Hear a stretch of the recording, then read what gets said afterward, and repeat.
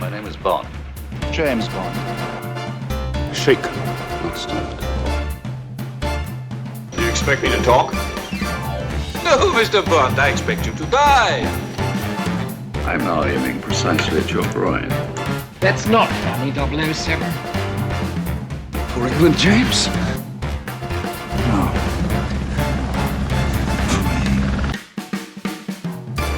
Hello ladies and gentlemen, and welcome back for the final time to Enter the BondVerse.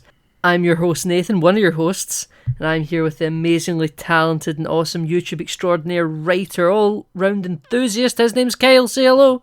Hello. Welcome back, Nathan. I think it's time for this podcast to die. I don't know about you. Do you? Are you saying that rashly because you don't know what to do if you lose me as one of your co-hosts? No, I was more saying because you're a racist. Okay. But I can do you said that gene thing therapy. about genociding my entire race earlier. Listen, what I say off the podcast doesn't count. It's not part of your public brand. That's just a heated gamer moment, I understand. That's a heated gamer moment. It's exactly what it is, and I thank you never to bring it up on a live recording. And don't you dare throw me into a pool of black water. Some sort of, farm acids. I think they're, growing the virus in there, I think. Yeah, and even though it's nanobots. I don't know. And they've all got brushes. Yeah, and these big, lights sticking out. Yeah, I mean, it was an interesting visual, but I have no idea what they were doing. Yeah. Anyway, it's No Time to Die, Nathan. It is No Time to Die, directed by Kari Jo Fukunaga. Is that how you pronounce that? Yeah, Fukunaga. Okay, that you said Fukunaga, I'm pretty sure, but... Oh, did I put a W in there? You did put a W in there. It's Fukunaga. Wonderful. Yes, the 25th/26th and final Bond film. What a journey it's been, Nathan. Oh my goodness. This is our longest one by quite a few. Yeah, oh yeah. I mean, listen, I'm happy with our run at it, because I think at first we weren't really sure how many franchises we were running through, and you got to find one that's not just one movie. You want to feel like you've got a run at it so the character can build out. And oh boy, I think this was a good one for a thruple, you know? Well, I was going to say, this is the first one that feels like we've actually built up to an ending. Whereas, DCU ended with Aquaman, and we're like, well, this is just a corporate train wreck that fizzled out.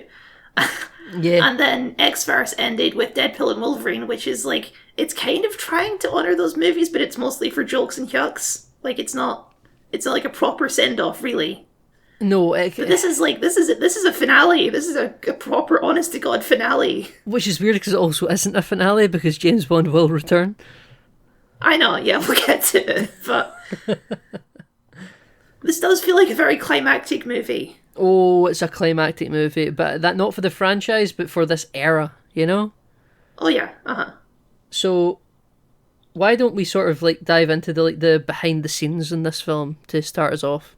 Oh yes, because this movie was delayed for a while, as I understand it. A long while, yeah. This movie was sitting in the can as well after it was finished. So, something we kind of skipped over, it wasn't important, but I'll bring it up now.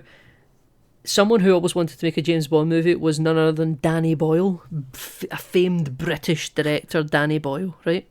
You know, 28 Days Later, Trainspotting, all these great movies, yeah, Slumdog Millionaire.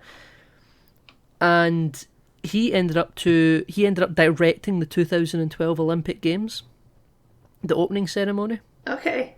Now, famously, the 2012 Olympics opening ceremony has the sketch with Daniel Craig and Queen Elizabeth II. Oh, that's right, yes. Where he parachutes in, yeah. Yeah, well, yeah, he parachutes in, but the bit where he goes in to speak to the Queen to be like, "Ma'am, we're ready to go," and she gets up in his wee line and says, "After you, 007," and they walk down the hall with the corgis and the butlers, and it's probably one of the most British iconography set pieces ever. Yes, it's extremely British, yes. James Bond and the Queen with her corgis in Buckingham Palace. It's just tremendous, right? So, it's a very funny bit, and I'd recommend anyone go watch it on YouTube. It's brilliant. The London 2012 opening and closing ceremonies are both triumphs, but it's a different discussion. Oh yeah, they shove in every single British reference they can manage into those. Oh yeah, but it's brilliant. I love it. I think 2012 London Olympics were phenomenal. You get Mr. Bean. Yeah, you do. You get Jessie J singing "We Will Rock You" with the surviving members of Queen, minus John Deacon. Mm-hmm. But I think it's just a lot of aura. But anyway, let's talk about James Bond, Kyle. So, Danny Boyle was going to be the director of the final Daniel Craig Bond movie, a great British filmmaker with the end of this era of Bond. And he was signed on, it was announced, this wasn't rumoured, he was actively involved with production. And then it was announced before they filmed anything that Danny Boyle, after quite a few months of pre-production, might add, left the project due to creative differences. Interesting. I could take a swing at what we think that is. Okay. But ultimately we don't know. We'd be shooting in the dark. But Danny Boyle's a very prolific and very famous and very well creator in the industry, in the world. And to have him disagree with you so violently that he decides to leave the project definitely means that he was up against other strong creative forces, who I'm assuming is none other than Daniel Craig and Barbara Broccoli. Yeah. Because I believe Daniel Craig is a producer on this. Yes, he's also a co-producer on the film. I just checked. Which, to the best of my knowledge, no other Bond actor has had that level of sway over the Bond franchise. Not Sean Connery, not Moore, Dalton, Lazenby. God, he was a real driver, I'll tell you what, his shadow limb's large though, doesn't it? It does limb large. But, so the word on the street for this film is that Daniel Craig was only meant to do 4, Spectre was his last, and he was gone. But, however, Craig is the first Bond who Barbara Broccoli and Michael G. Wilson were responsible for casting, and it was their baby. Like, they weren't fully creatively leads when Brosnan came aboard. They were by the end, but they were like, he was like grandfathered in with them. Yeah. So Daniel Craig was their franchise baby. And the word is that Barbara Broccoli and Michael G. Wilson, primarily Barbara Broccoli because she's the lead, they didn't quite know what to do without Daniel Craig. Like, they didn't really know what they could do for a reboot. Now, to me, this all sounds quite weird considering the franchise doesn't exactly have a history of struggling. But just can't your guy, just keep trucking along. Yeah, just keep trucking. But for whatever reason, the creative relationship with Daniel Craig was so powerful that they felt compelled to bribe him and give him the world to get him to return to another one.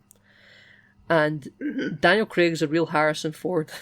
I think Daniel Craig wanted to be very sure that he could leave a stamp on the franchise, and actors live a death, as we know.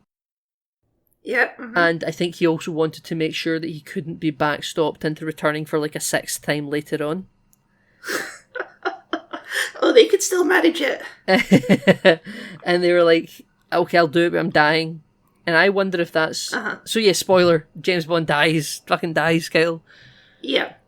Movie came out 4 years ago. It's fine. Kyle, did you know he dies? It was like, oh, I did know he dies. Yeah, that was news that was impossible to ignore. That was like national news. Yeah, that James Bond is dead. Killed off James Bond. Yeah, yeah. So that's pretty accurate there. You couldn't avoid that. But just wondering in case your head was like in the sand for a few months and you missed it. No. I think that stuff like that, or James Bond having a daughter, could all be reasons that Danny Boyle left. I'm not, because I don't think he'd have left over something as trivial as going to visit Vespa Lynn's grave. He's not like, oh, I can't stand this. I'm leaving the project. It's got to be the bold creative choices of the third act. Now, another possible thing that he could have left over. Now, this is very much a fan conspiracy theory more than my personal speculation. Though the reason I bring it up is because I do see some glimmers at truth. There is a theory going around that Lucifer Safin, Rami Malek's character in the film, was originally meant to be none other than a Dr. No. Interesting. Okay. A new era Dr. No, because it was... this film kind of harkens a lot on Legacy, and yes, even the opening titles start with the iconic little field of circles. We'll get into it. There's a lot of little Bond hints and stuff throughout this movie. And this, we're killing James Bond, something we've never done before. Let's bring it back to the start. He's got an island, lots of acid around. Is this a 21st century Doctor No? And if it was, Kari Fukunaga has denied it. He says this is not the case. He has said that Safin is a new character, and he won't be entertaining any of this Doctor No talk. But I do know this film was subject to quite a bit of reshoots. Nothing like Captain America: Brave New World level, you know. But no, we're not doing a Justice League. Yeah, we're not doing a Justice League. There isn't 2 cuts of this movie, but I know that there was some reshoots structurally, and there is one point where Safin is once by one of his goons in the island referred to as Doctor.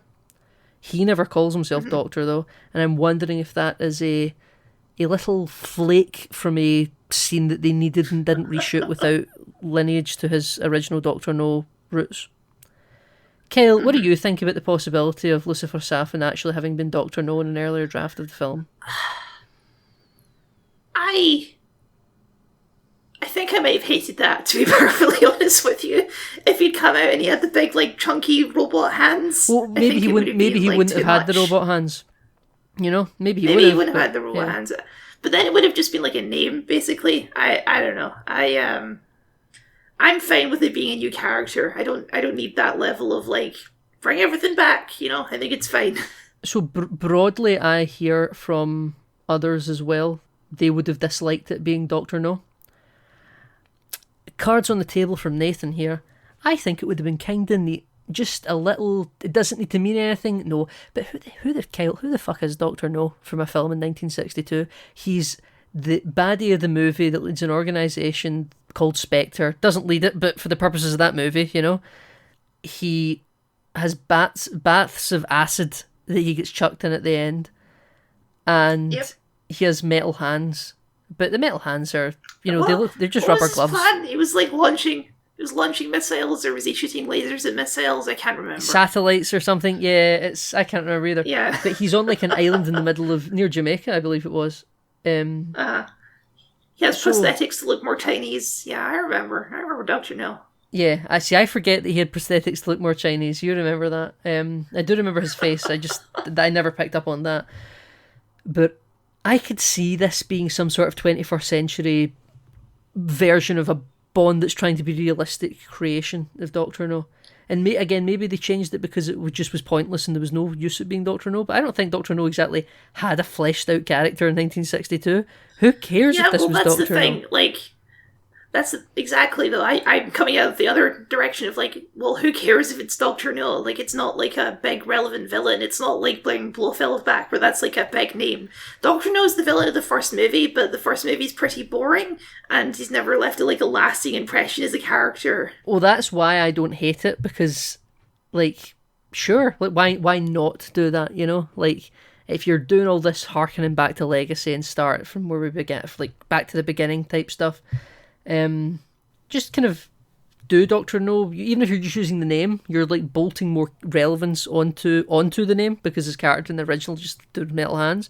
The metal hands were always I think the first time I watched Doctor No, I didn't even quite register he had metal hands. I thought he was wearing black latex gloves when he went into Sean Connery's bedroom and watched him while he sleeps. You know. And I think Rami Malek looks quite kind of. And again, Doctor No was a Spectre guy. Saffron, family used to be Spectre, and he was like their poisoner division. They made the poisons for Spectre, but then Spectre, not Blofeld necessarily, but Spectre as an organisation decided to kill his family and take the island and use it for themselves. I'm not quite clear. Mm-hmm. So I'd been fine with it being Doctor No. It would be very interesting if it was true, though it's just a conspiracy. But if that was the reason that Danny Boyle left, that'd be even more like, well, you cared so much about Doctor No that you left the project. That was his thing. That sounds fake to me. That sounds like some fan fiction stuff. I don't think anyone has surmised that he left for Doctor No purposes, which is the theory he was Doctor No disconnected to Danny Boyle. I'm adding that on, saying it would be funny if he left because he couldn't use Doctor No, you know? So you can't use Doctor No? Well, I'm leaving. I will not be part of this. Doctor No or no Danny Boyle? Oh, yeah. And then, of course, the movie was delayed for years because of the global pandemic. They didn't want to release it until it could go in cinemas, right? Well, yeah. Well, the film came out in 2021. It was filmed all pre-COVID. And I think it was COVID that basically... Because it was going to originally come out in 2020. And the fun thing about that, Kyle, is it would have been the first time a Bond movie came out in a year ending in 0. Never happened before. Well, that's certainly a trivia fact, isn't it? Isn't it a trivia fact? Yes. And then it got pushed 2021, which ruined it. Boo. Boo. We don't like the ruining the fun trivia. But, yeah, I mean, technically 2021, arguably, probably a awful time to release it as well, but they thought we can't hold this movie back anymore.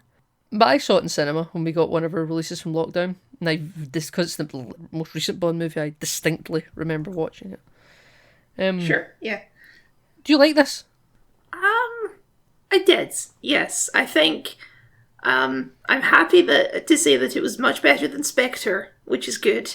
Because like last week or last time we recorded with Spectre, I was really feeling the fatigue, the Bond fatigue. But this one, it pulled me back in by being pretty solid. I thought I really liked it when I first finished watching it. I was like, damn, that was good. But then I sat with it for a few hours and I sat with it for a few hours. I thought about it some more and I'm like, well, actually, there's a lot of stuff in there that doesn't really make sense, which I'm sure we'll talk about. Yeah. But overall, I do think it's okay. You know, it's definitely not the strongest of the Craig era, but it's not the weakest either. I think it's a pretty solid movie. I think this movie leans further into the camp side of Bond. Like our criticism of Spectre last week was that it's got one foot in both worlds. I think this movie cares very little for its Casino Royale Quantum of Solace roots. Sure. I'm not saying that in a derogatory sense, but I think this movie is it loves being a James Bond movie in a way that I would say Casino Royale and Quantum of Solace were almost embarrassed to be. Yeah, we'll get to that, especially because when we talk about Rami Malek, because he has like he feels like he stepped right out of like a Roger Moore movie in terms of like his villainous plans. Yeah, I mean he's barely in this film, isn't he? He doesn't show up until like halfway through. Yeah. Over halfway through, I feel. Yeah, like he's kind of like there's references to like a phone call from someone mysterious. Obviously, he's arguably in the opening scene of the movie, but you don't know it's him. It really, he is a character they bury the lead with. You're always just sort of chasing your tail looking for a virus, and then you're dealing with Spectre. And then this film makes the bold decision that Spectre is just a bunch of chumps. I'm fine with it. I'm still fine with it. Yeah, no, it's whatever. I do like the thought of this villain that's somehow been able to outsmart Spectre, which I think would have been just for fan service, Kyle. I'm just saying for fan service here. If that was Dr. No, who was arguably the first victim of Bond that was able to outsmart Spectre and kill them all, just kind of cool. Just it would be surface fan service. Surface level fan service, but I think it would have been kind of neat. A former Spectre operative, whereas Dr. No went down a loyal Spectre operative. You know, this is one that's out with a chip on his shoulder against Spectre. All because he hates Mr. White, Kyle. Well, okay. What do you think of the movie? Did you answer that? No, I kind of didn't. I suppose all that is to say, I like it as well. It's an improvement on Spectre. I soft like Spectre. But I think I kind of firmly like this film. It's not the best of the Craig era. I'd say this isn't as good as Casino Royale. It's not as good as Skyfall.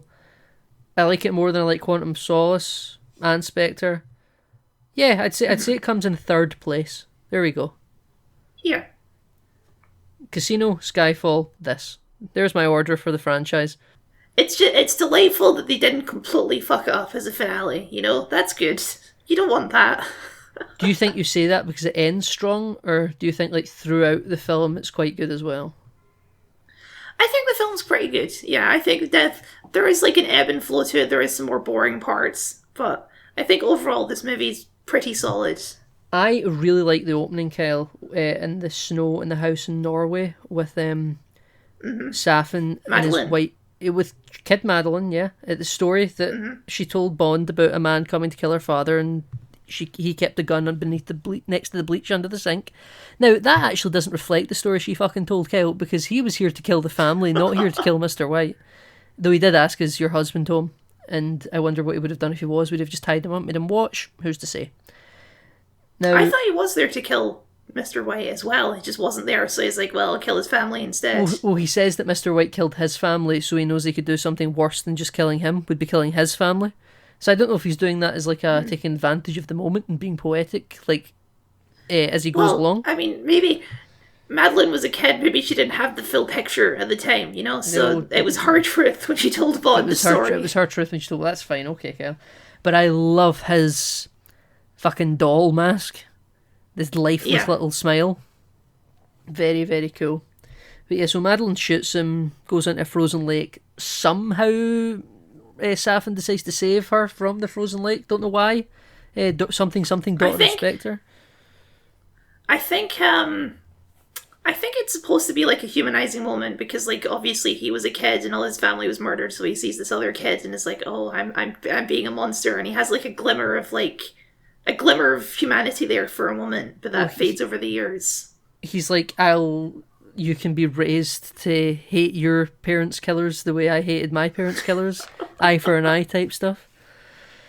I suppose that's possible. Yeah.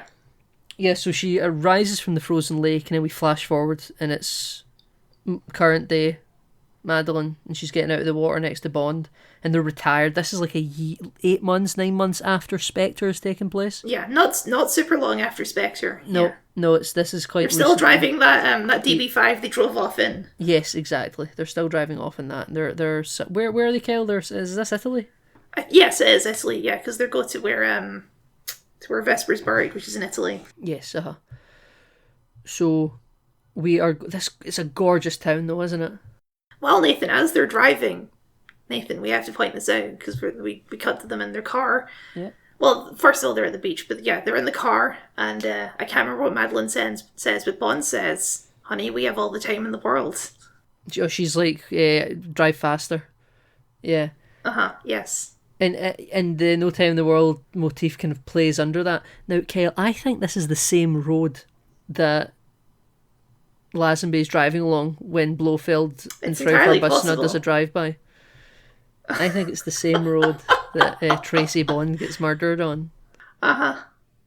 So, Nathan, see, a few weeks ago when we were talking about the game, right, and how it uses the On Her Majesty's Secret Service theme, yes, I made some comment about, like, oh, who remembers On Her Majesty's Secret Service? Were you just sitting there, like, smiling, like, this guy doesn't even know. This guy doesn't know how important that movie is to the last Bond movie that came out. Yeah, pretty much, Kyle, pretty much. I was intimately aware that We Have All the Time in the World is like a theme of this film, yeah. But try to take life slow and all that, yeah. Mm-hmm. But yeah, One of My Secret Service, despite being a somewhat forgettable Bond film, yeah, its score, its music is franchise standard, you know? Yeah, I have seen online some articles. They're like, "Oh, is On Her Majesty's Secret Service secretly the best one?" I'm like, "Have you watched it? It's just Bond has a harem for half an hour. That's On Her Majesty's Secret Service." What's his name? Hildy? Yeah, Professor. What's his face? Yeah. Yeah, Kyle. Did we have any Bond aliases in this film? I don't think. Not that I can remember. No, you didn't note any down. It was in case one happened, because I can't believe that we're ending this, Kyle, where I got plenty of sequences of people being wet, but there was no shark attacks, but you didn't get any Bond aliases. I don't no, I think it's just James Bond for this entire movie. I don't think even when he goes to Cuba. Yeah, he just, yeah. Yeah. I guess don't think they bother with an alias. No, that's fine. That's okay, I suppose. But yeah, so we're here to essentially make peace with the ghost of Vesperland, and so that Madeline Swan and James Bond can be happy together by letting everything die in the past. Their Spectre affiliations, her dad, his previous love affair, the MI6, the Double O's, it can all just burn away. Because this is a place you come to burn your secrets and to get past everything.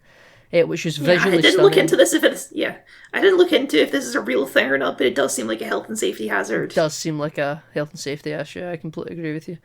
But so Bond decides that he's going to go to Vesperland's grave. Now, when I saw this in the cinema, I just kind of accepted it because I knew going in this was the definitively final Daniel Craig movie, and so we're wrapping it up full circle. They felt compelled to look back around to Vesperland.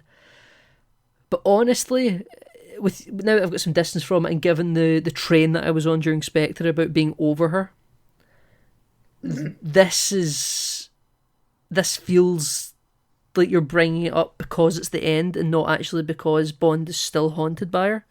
I think that he'd be over it. I really think Quantum of Solace was definitive and moving on. I guess love, eternal flame and all that bullshit. But for this film, I think it's reasonable. I think I will try and defend this for you a bit. Okay. Okay. Because I think it's reasonable that in this moment where Bond is like retiring again, he's back to the same moment he was at the end of Casino Royale. It's natural that he might be like thinking about that stuff again, you know? Like it's coming back up, it's flaring up again now that he's in a similar situation again. Okay. Again, I don't I was actually going to hate say- this. I think this might be noteworthy. Is Madeline Swan the first ever Bond girl to make it to a second movie? Oh. Not counting Moneypenny, Not obviously. counting Moneypenny. Or Judi Dench. Or Judi Dench, yes. Yeah, you're right. Yeah, I believe so. The Yeah, ghost so of that's Tracy something. Bond occasionally would flare up, I suppose.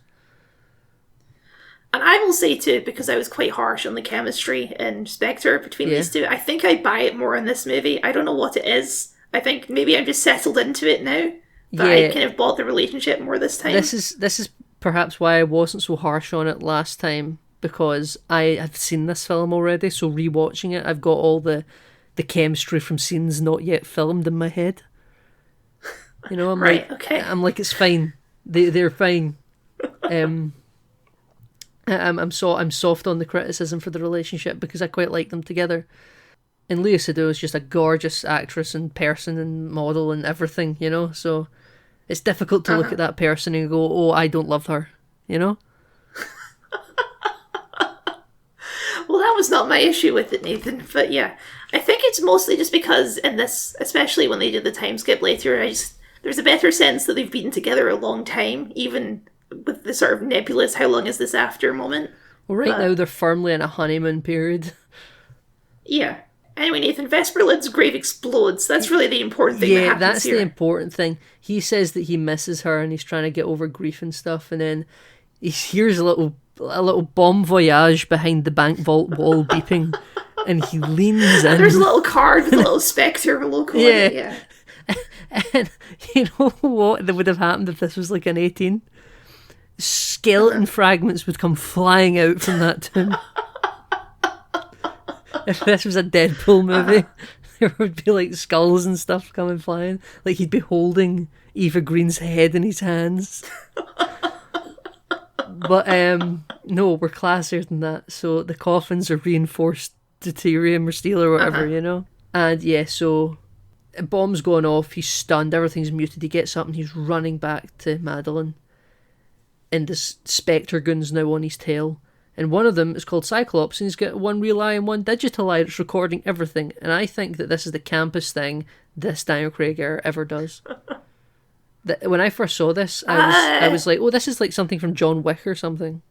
I don't, it might still be Metal Thumbs for me. I mean, don't get me wrong, this is a close second, but Metal Thumbs is hard to top. It's because it was not even metal thumbs; it's metal thumbnails, and it becomes it becomes so irrelevant to the character. I couldn't tell if it was just a fashion choice. Like it never comes up apart from you see it when but he's it leaves such an impression. My bigger issue with Cyclops is that he isn't a Cyclops. He has two eyes. I know that one of them's fake, but it's still an eye. That's not a Cyclops. I have nothing to add. Whilst Kyle's technically right, he's ruining the Bond bits, you know? Well, at some point, I can't remember how this happens, but I think Cyclops implicates Madeline Swan when they're fighting.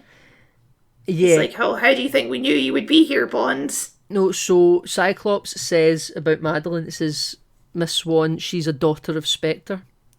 Right, and then he knocks him out. He does a bunch of bike stunts. He gets back to the hotel, and he goes into the room, and he says to Madeline, "Perhaps the past isn't dead," because they're talking about let the past die and all that before it. Real Kylo Ren shit, you know.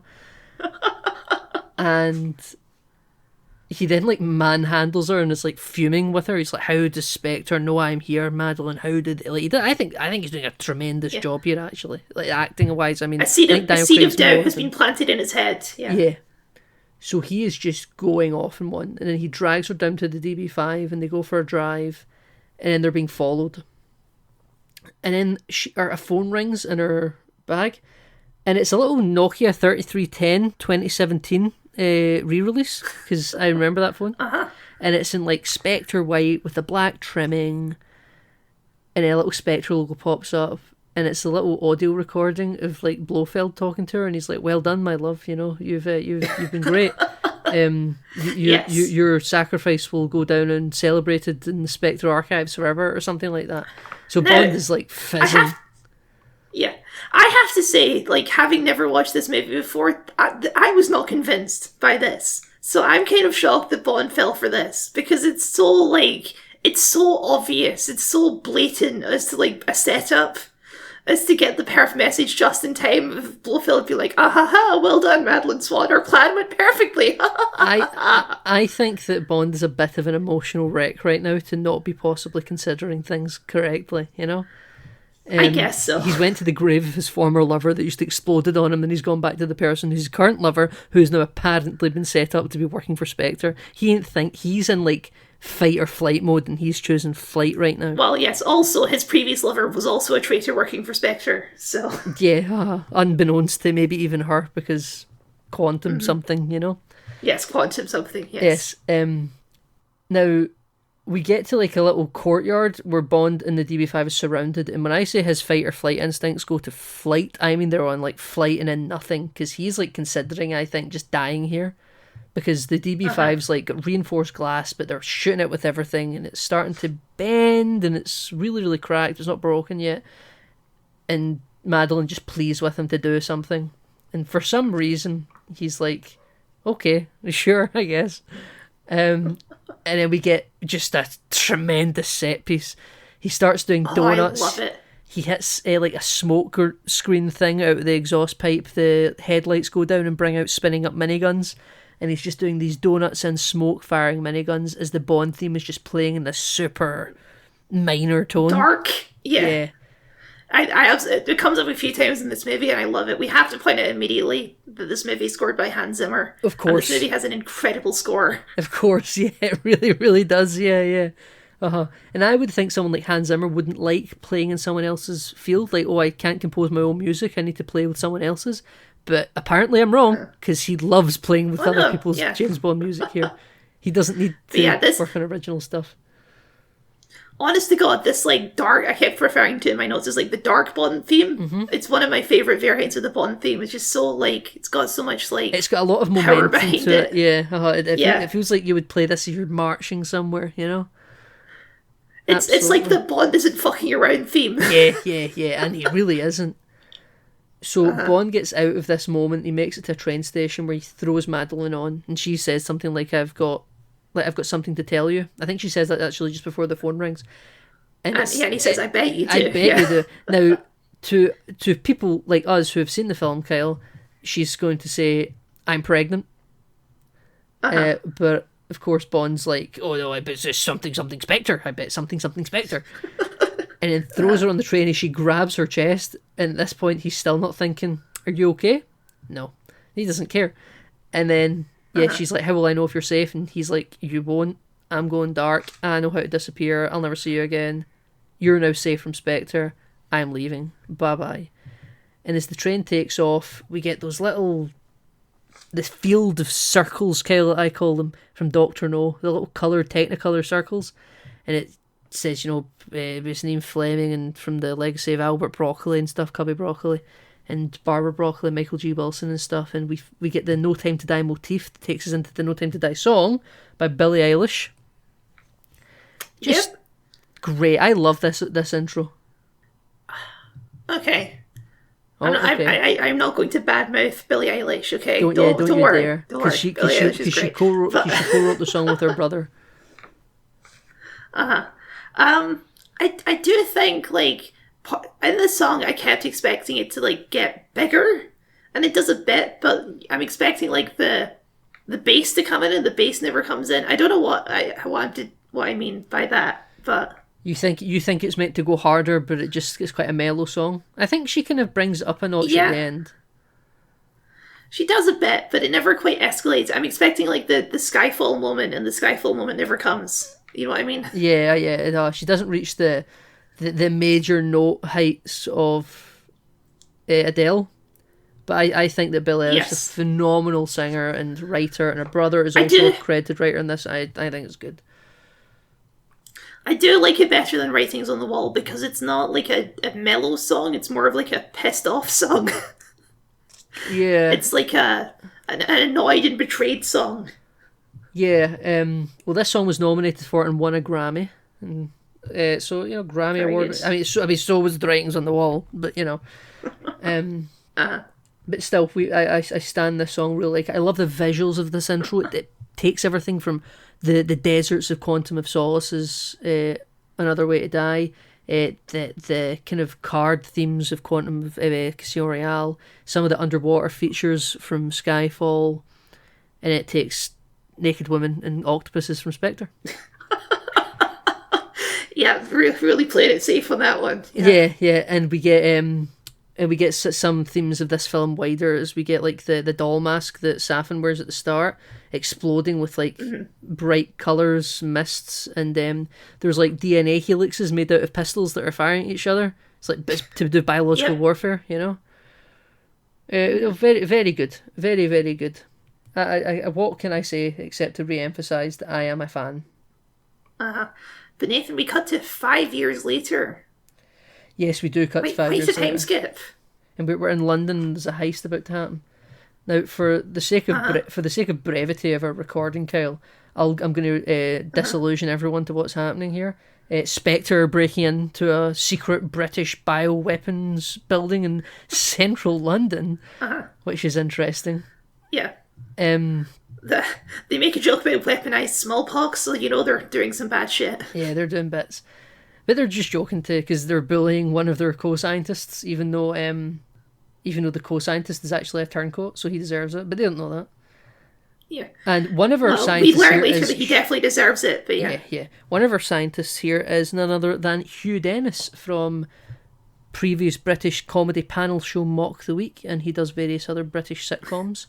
So he's a really funny guy. So when me and people that I saw it with saw this movie, it almost takes you out of the movie when you see him. You're like, oh, you're British funny man, Here you are playing like a weird scientist man. And I was really sad when he gets shot. So I was like, oh, that's a sin. You're British funny man. You can't get shot. He gets shot. Yeah.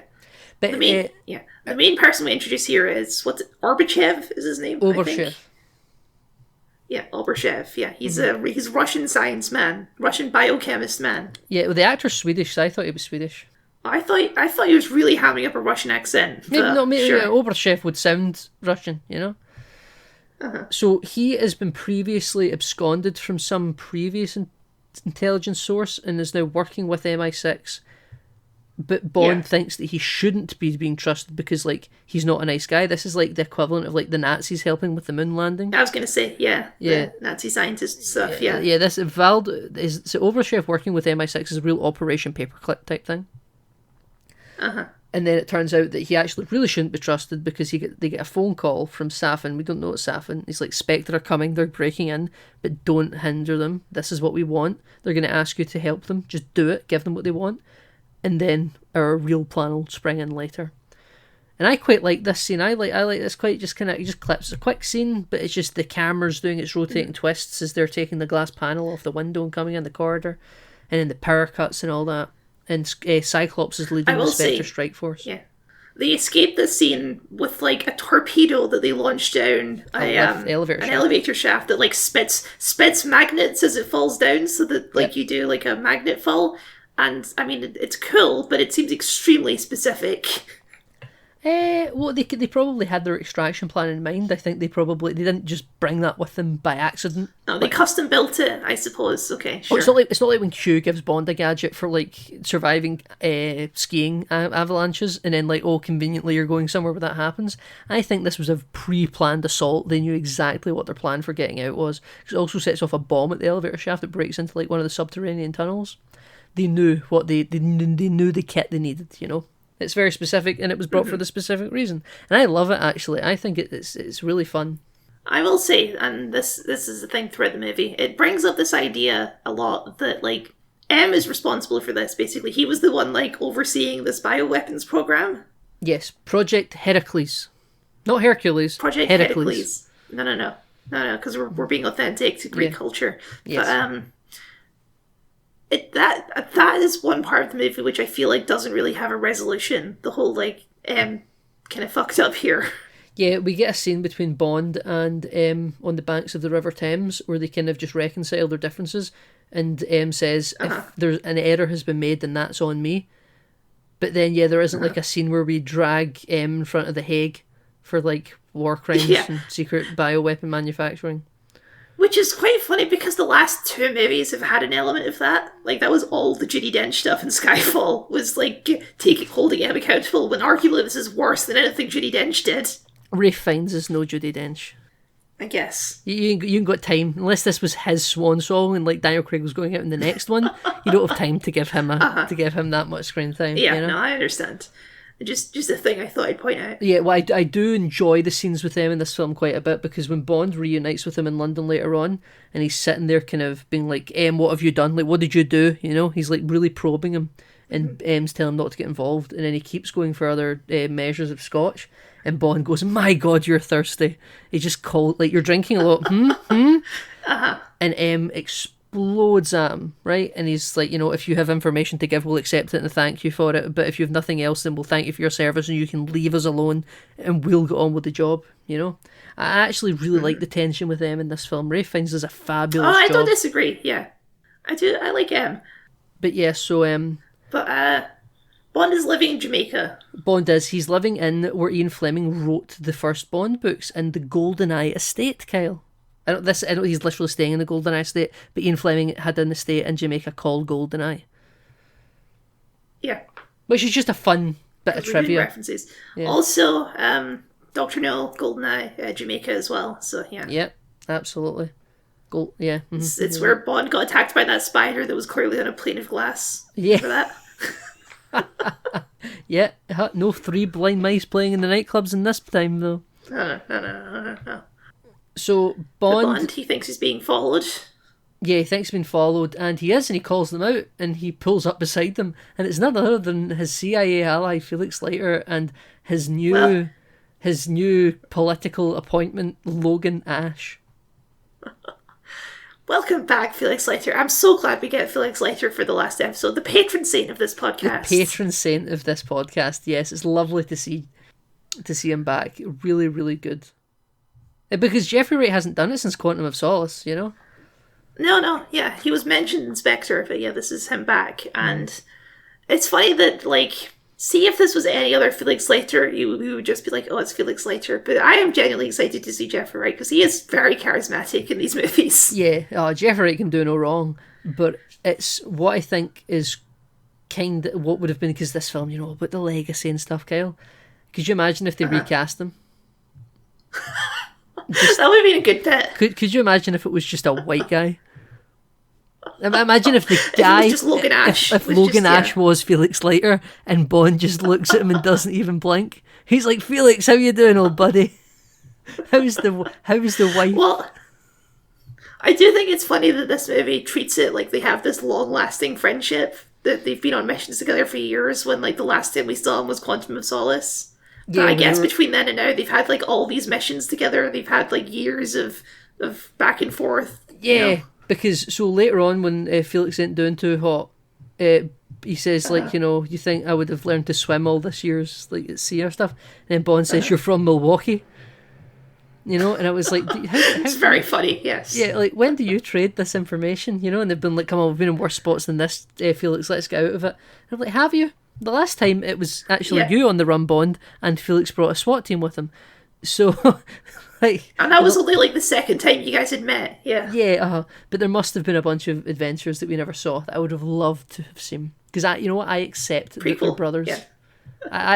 Dan Craig, you think you're out of it? You think you're free? No, you're not free. TH&E, we're putting in a prequel movie with Felix Leiter, yeah. Absolutely. But yeah, so we go for a drink with Felix Leiter and Logan Ash, and Logan Ash is just a big Bond fanboy. He's like, I love your work. Yes. And so Bond and Felix go up to the bar, and he points over at Logan Ash and says, how'd you get stuck with the Book of Mormon over there? Which I think is just a very, very funny bit, because the thought of Bond knowing musicals and having seen the Book of Mormon is just very funny. Bond taking a night off to go to the theatre to watch the Book of Mormon, a quite politically incorrect musical. Well, look, he's had 5 years. You get bored after a while. Oh yeah, so he went for a night in the theatre. I would imagine. Because this was my question. Because, like, Bond is living in a pretty nice house. So, like, what's he doing? What's he up to? Is he back to, like, doing, like, scorpion shots to, like, get by? Yeah, I wonder if, like, after his last time disappearing in Skyfall, he's, like, established, like, a financial backstop for him. So, like, he does have money passively rolling into, like, unregistered bank accounts that the government don't know about. He's invested in stocks, yeah. Yeah, and I don't even mean that facetiously, like, literally, like, he must have some sort of financial system that, since Skyfall, has been, like, chipping away for him. So he must be some sort of financially established in a way that the UK government or no government knows about, so they don't know that he's still alive. Because that's another thing M says to him later on. He's like, there were some sad faces when you left us, Bond, I won't lie, but eventually you fell off the grid so extremely, we thought you were dead, you know. Which is, you know, that's it. The Bond is very good at disappearing, as any 00 I assume would be. But I mean, the point of Felix is he's trying to recruit Bond to find the scientists because the CIA are looking for him.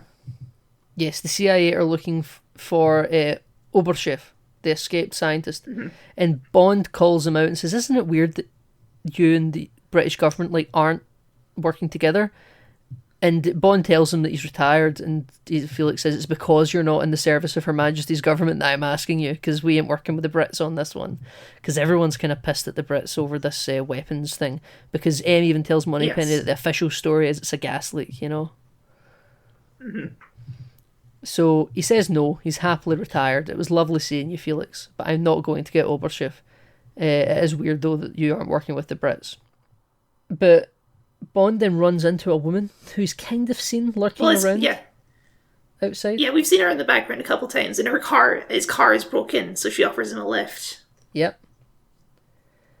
And when we get back to Bond's house, we find out this is someone called Naomi, and she is a diver. I'm getting going to correct you there, because I saw in your notes. Her name is Nomi. It's not Naomi. It's just Nomi. Nomi. Nomi. Okay. So Nomi is a diver that likes diving for sunken wrecks, and Bond says, "Well, you're in the right place."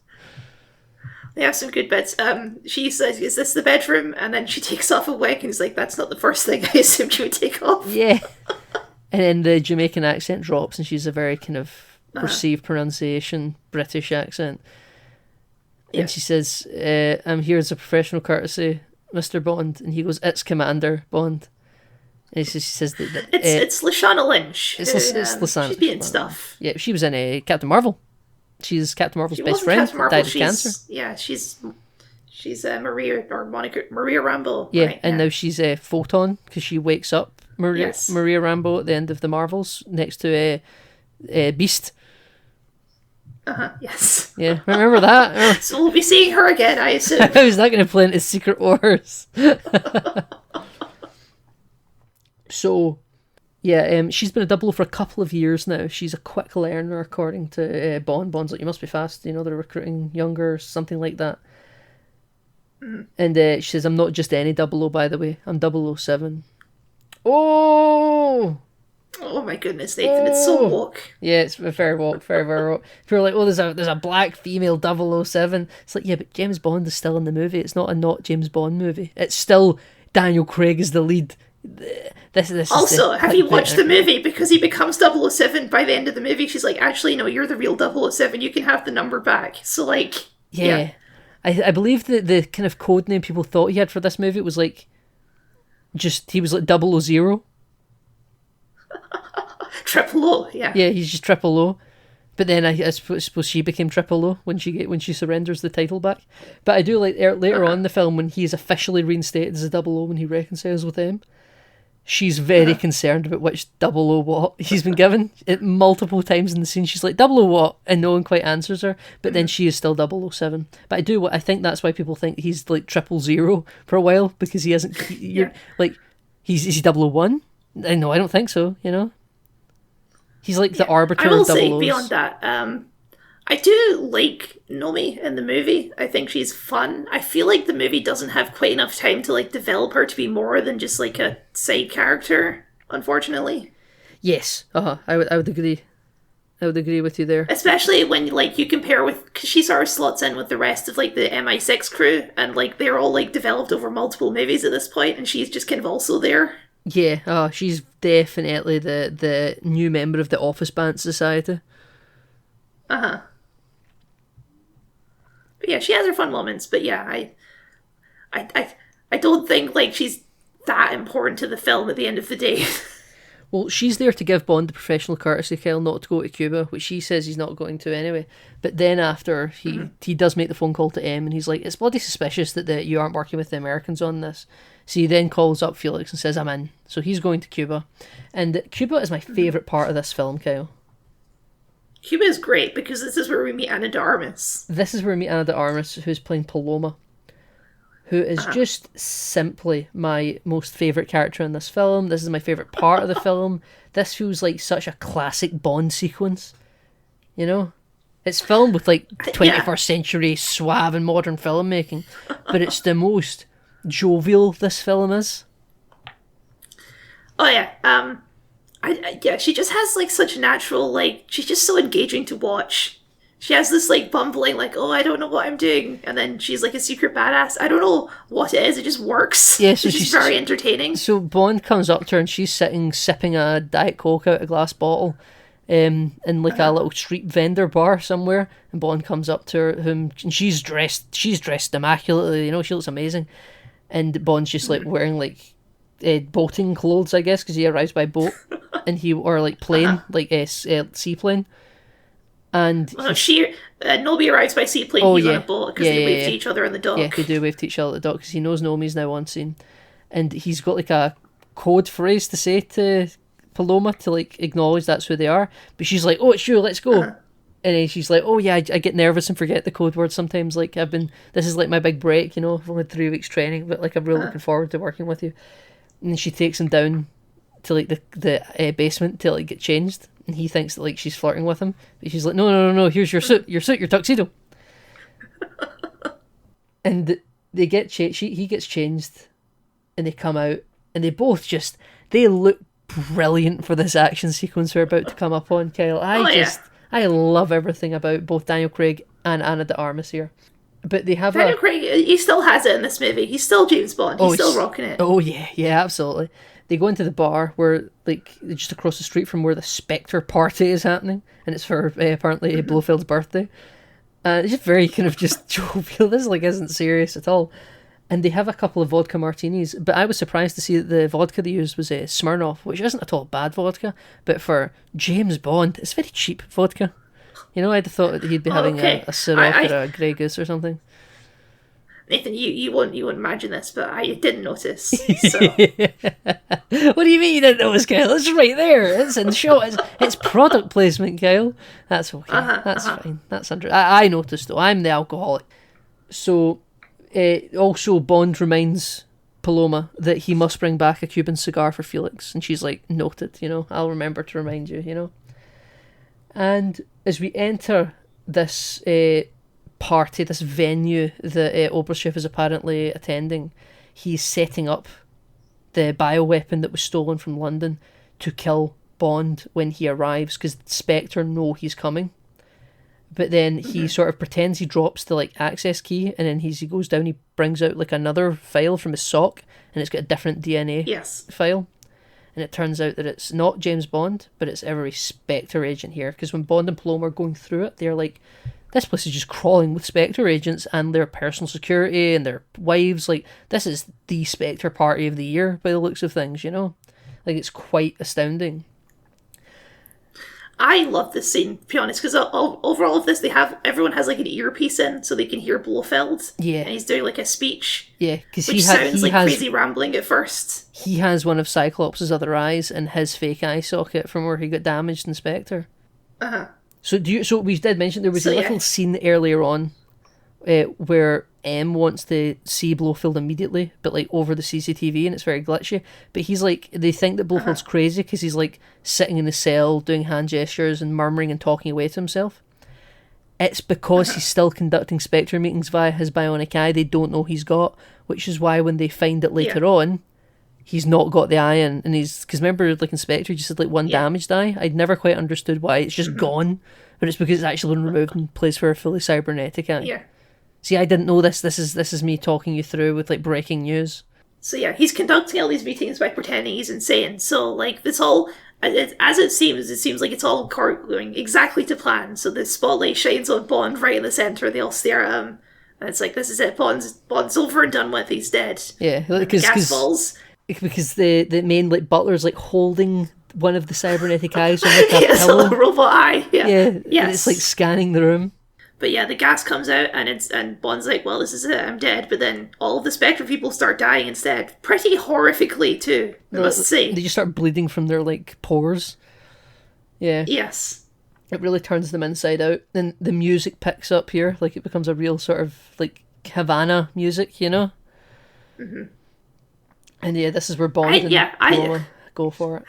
I understand, like, that this really devalues Spectre as a villain. Is like, wow, they all just got, like, fucked up instantly. I don't care. I'm fine with that. This is the last movie. You can be done with Spectre. It's okay. So, some of the I think in terms of, like, setting up a new villain, I'm fine with that. Some of the criticisms are that it feels like it undervalues Spectre in order to turbo boost Safin so that they can artificially inflate his importance of being the final villain of Daniel Craig. But that's exactly what it is. It's exactly what it is, yeah. Mm-hmm. So Bond is allowed to live, and what it kind of made me aware of is like, oh yeah, so Spectre agents are like made men in the Mafia, where they can have all their friends and associates that work with Spectre, but aren't themselves knighted Spectre agents, because there was lots of like bodyguards that weren't being killed by the Mist, so they must, whilst being bodyguards to a Spectre agent, aren't members of Spectre themselves. You know, which that makes sense, I guess. I know it does make sense. There's a lot of like Quantums and like smaller organizations that they all run within Spectre, I guess. Exactly. So like you'll have your personal bodyguards that are loyal to Spectre but aren't themselves members, so they'll survive the Mist because their DNA isn't on file or something. I don't know. But yeah, so this is where the action just kicks up, and Paloma is wonderful with the pistol and with the submachine gun, one in each hand, and Bond's like sliding the gun over to her. And she's just killing everything that comes into her sight while Bond's like running around on the roof because they're about to extract Oberschiff. And then down from the ceiling comes 007, Nomi. And she's like, mind if I borrow this? And then repels back up. And then she's like, I'm taking you to Mother, darling, talking to Oberschiff. And he's like, where are you taking me? And he realises that's M. And he's like, oh no. And Bond is chasing them whilst they're all trying to kill these Spectre guys that are still on the loose. And then there's a great moment between Paloma and Bond where they just sit at the bar for a moment and have a shot. It's like 3 weeks training, really. I love this, Kyle, so much, yeah. So yeah, they have a little toast to Felix, and yeah, Bond and Paloma are just having a great time. And they're like, they do a wee salute, and they have their little shot, and they get right back to it, and Paloma needs to get the car to extract. And then she notices 007 and Oberschiff up in like a little balcony, and she drives it right into some scaffolding next to it, and it knocks Oberschiff right down in front of the car, and she's like, there you are, and like drives away and takes him. And as the police all roll up, and now Bond and Paloma have Oberschiff and the bioweapon, whilst 007 is now surrounded by Cuban police, and she kind of fake surrenders.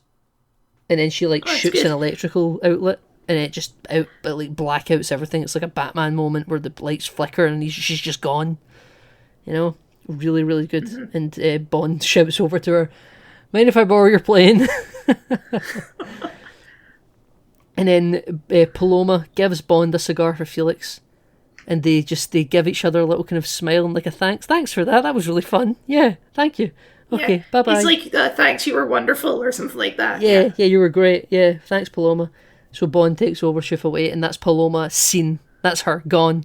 Ana de Armas. It's crazy. I was thinking about this, because we were talking about, like, the Arrowverse earlier. Yes, this honestly feels like a cameo of some, like, Ana de Armas character from something else, and this is, like, her little bit part in this movie. Yeah, like, she has her own Bond universe spin-off. Yeah. Yeah. Like, this is just, like, this is, like, the Paloma universe crossover moment. Yeah. And let me tell you, Nathan, I would 100% watch a Paloma movie. Well, Kyle, you should watch the the John Wick spin-off, The Ballerina, starring Ana de Armas. I've heard it's not as good, Nathan. I would never say that. But tune in for our next show, Enter the Wickverse. Oh, do we have to watch that hotel show as well? That I've heard isn't very good. The Continental. I actually have not watched the Continental, but the Continental as a concept in the movies is really good, so I'd be open to watching it, even though I've not heard the best things. But yeah, even if that's not our next show, which we haven't decided yet, I'd love to do the Wickverse, Kyle. I'll tell you that right now. Okay. And at the moment, it's short. It's only 5 movies and a TV show.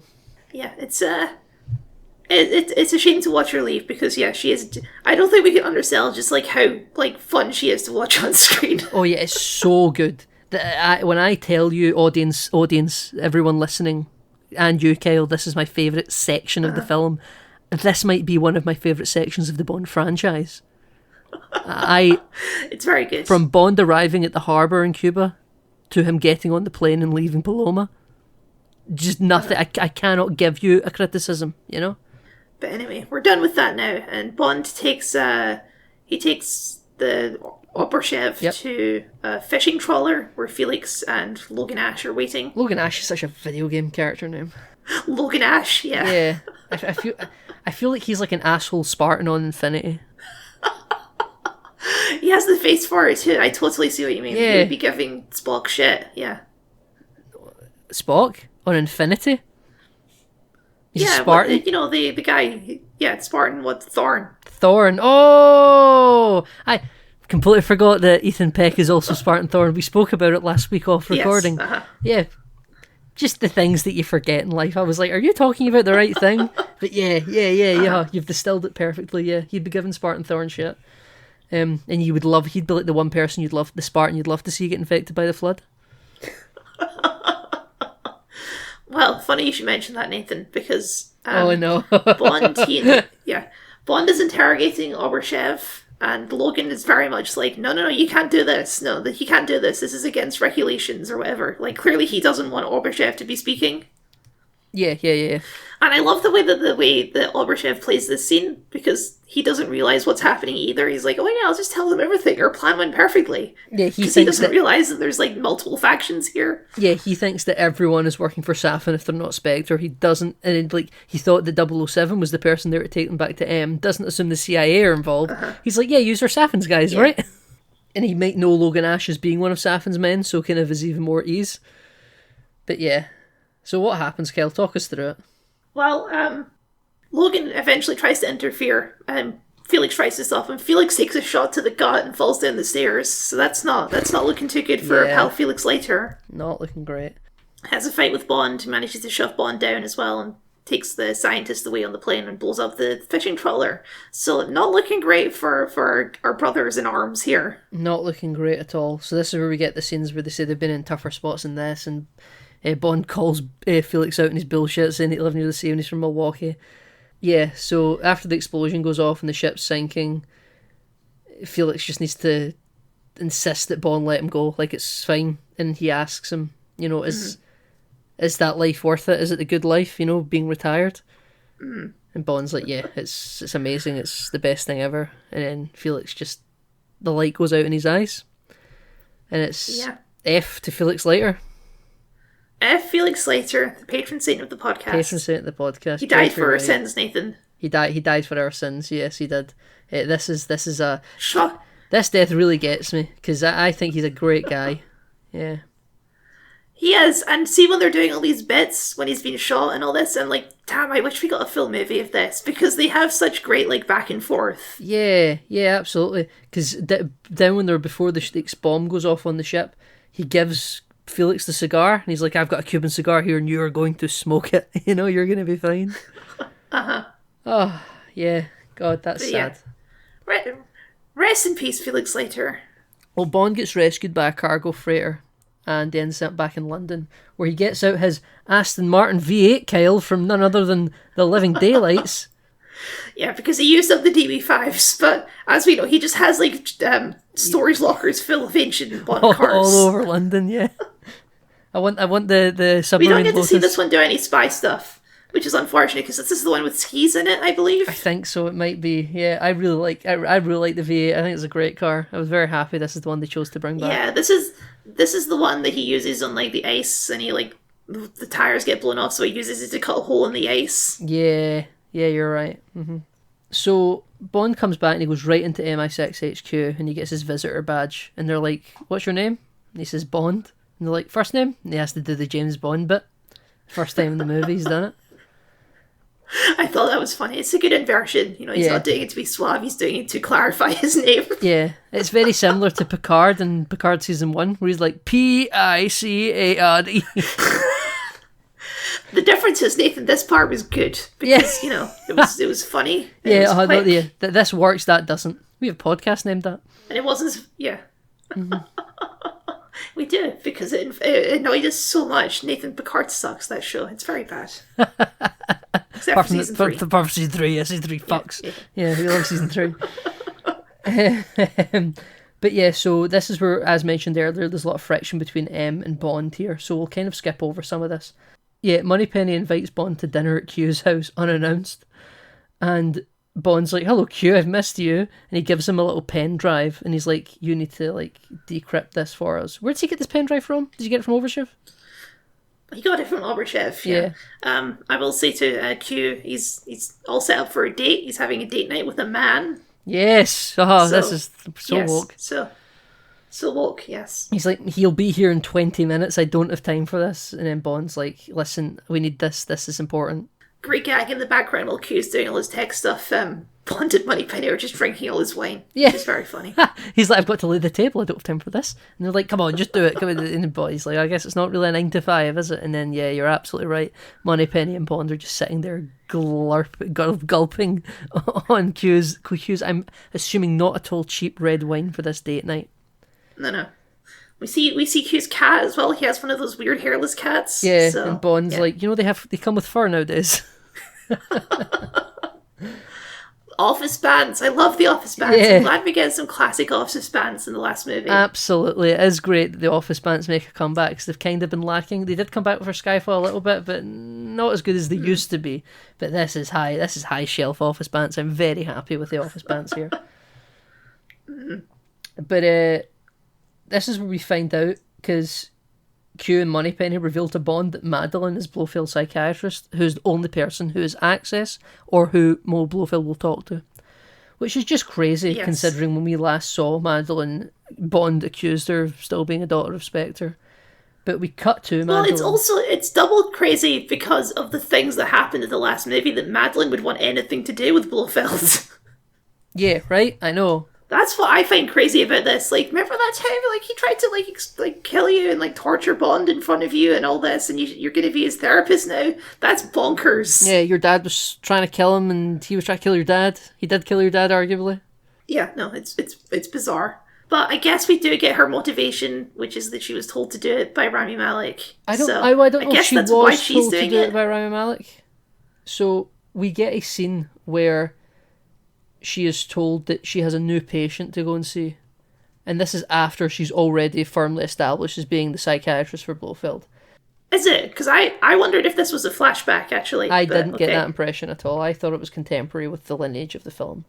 So, she does not know who the man in the mask was from her childhood. Just knew that it was a man in the mask. And he is just being a bit of a weird one. He knows things about poisonous plants and talks about how beautiful she is. Well, we should talk about his face also, because I'm not sure what they were going for. Yeah, he looks I scarred. think it's supposed to be like...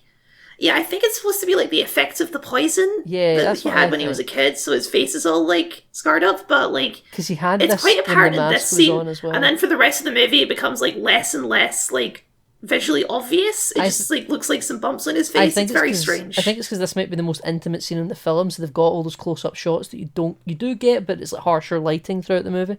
This is quite a dimly lit room. Right. Yeah, so he's being a bit of a weirdo, and then he opens his memory box because he says he's bad at talking about himself, and Madeline takes it, opens it.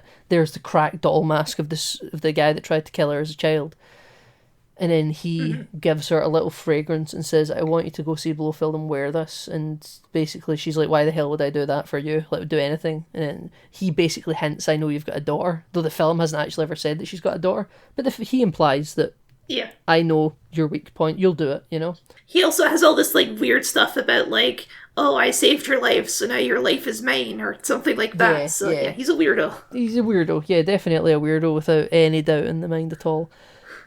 So we cut to that scene I mentioned earlier where Bond and M reconcile on the bank of the Thames. Tanner shows up and we say, right, okay, we're ready for I you. love this scene, by the way. I want to talk about this scene. Okay, because, let's talk about it. For one thing, Mallory's like, how did you get this information? And Bond just stares at him and he's like, for fuck's sake. We get an F-bomb in this movie, Nathan. Yeah. We do. It was a little for fuck's sake when he finds out that Q was involved. Yeah. Uh-huh. Yeah, But also, during the scene, they're playing the On Her Majesty's Secret Service theme under it. Yeah, you have a real hard on for Her Majesty's Secret Service, don't you? The movie does. Yeah. Nathan, I don't know what to tell you. No, you're not. But under the scene, the Kyle, you're score. not wrong. Yeah, under the score is da da da da da da da da da. And you know what, Nathan? I love it. See if the On Her Majesty's Secret Service theme just becomes like a secondary Bond theme in these movies, I'm going to be fine with that. Yeah, is that what you would ride with?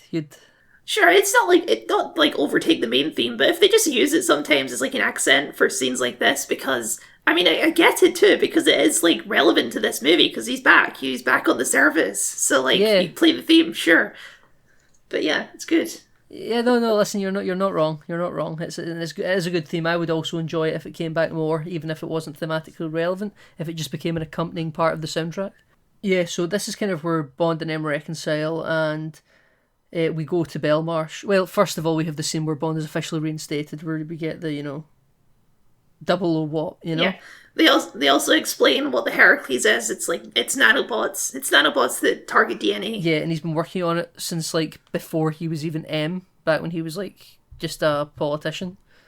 Because it's been longer than he has been. Like Judi Dench was still in the role, if the timeline works out, I will say, with all due respect to Mallory, this is some Bond villain shit you were working on. I don't know how you expected this to go. Yeah, this is very much the state can't be trusted. Could you imagine if C from Spectre got a hold of this? Oh my goodness, yeah, he would.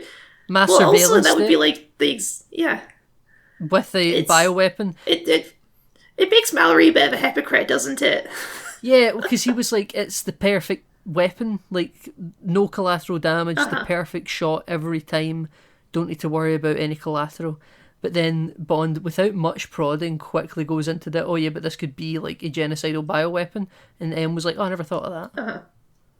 Didn't think that would happen, actually. Yeah, it was meant to protect her we agents. had it in the lab next to smallpox, but yeah. Yeah, next to just where we do all our villainous stuff, Crazy this came out during COVID-19. It did. Yeah. This is an all different kind of lab leak, Kyle? You know what, Bond's always relevant, Bond he's always up to scratch. What, Kyle, what is this film? Is this a rip-off of, It's a rip-off of COVID-19. I don't. Yeah, apparently shot before COVID was a thing, but yeah. Just because Spectre is Winter Soldier, Skyfall's The Dark Knight, like, where's this coming from? This movie is very much the James Bond one, I guess. This is a reference to the previous James Bond movies. Yeah, it's a rip-off of its own franchise, yeah. Yeah, pretty much, yeah. Mm-hmm. The villain's Dr. No, it's got its old spy cards, it's got a returning Bond girl. Yeah, no, you're right, it is just a remake. I'm joking, but yeah, no, I get it. So... Well, I can tell you what this next scene is a reference to. Well, why don't you talk about it, Kel? Well, okay, yes, we go to Belmarsh, that's the prison, right? Yeah. Where, for reasons I don't actually understand, they have Blofeld locked up in like a cage where he has to sit in this thing, and then it drags him forward into this interrogation room, like he's like the Hulk or something. I want to like know, he's going to break out and murder everyone. I want to note, by the way, that M does mention to Bond that when he first told them that he thought that Madeline was a Spectre agent, they took it seriously, but then found that she was clean and that it was all a set-up. But Bond never decided to believe him. Apparently, he just ran away. Yeah. So yeah, this is where he's reunited with Madeline. Yeah, there's a good scene in the hallway where they have like an extremely awkward reunion where Bond tries to play it extremely casually. Yeah. He's like, Dr. Swan, nice to see you again. Handshake, yeah. And she just stands there looking very embarrassed and like timid in a weird way because the character isn't like that. But she's very awkward. Well, she's about to murder someone. Yes, but So, yeah, like, 'cause we do get a she's- scene in the bathroom where 007 comes in and she's spraying the fragrance and she gives like an awkward look. She's like, I'll be outside when you're done with your very important preparations. I was like, oh, you could have just said I'll be outside. Why did you need to say that? There's a little bit too where Nomi is talking to Tanner and it's like, does he have that effect on all women? And Tanner's like, yeah, it's 50-50. Because she says to Moneypenny earlier in the movie, I can see why you shot him. Yeah, she's getting in the banter. She's getting in the office banter. Getting in the bands.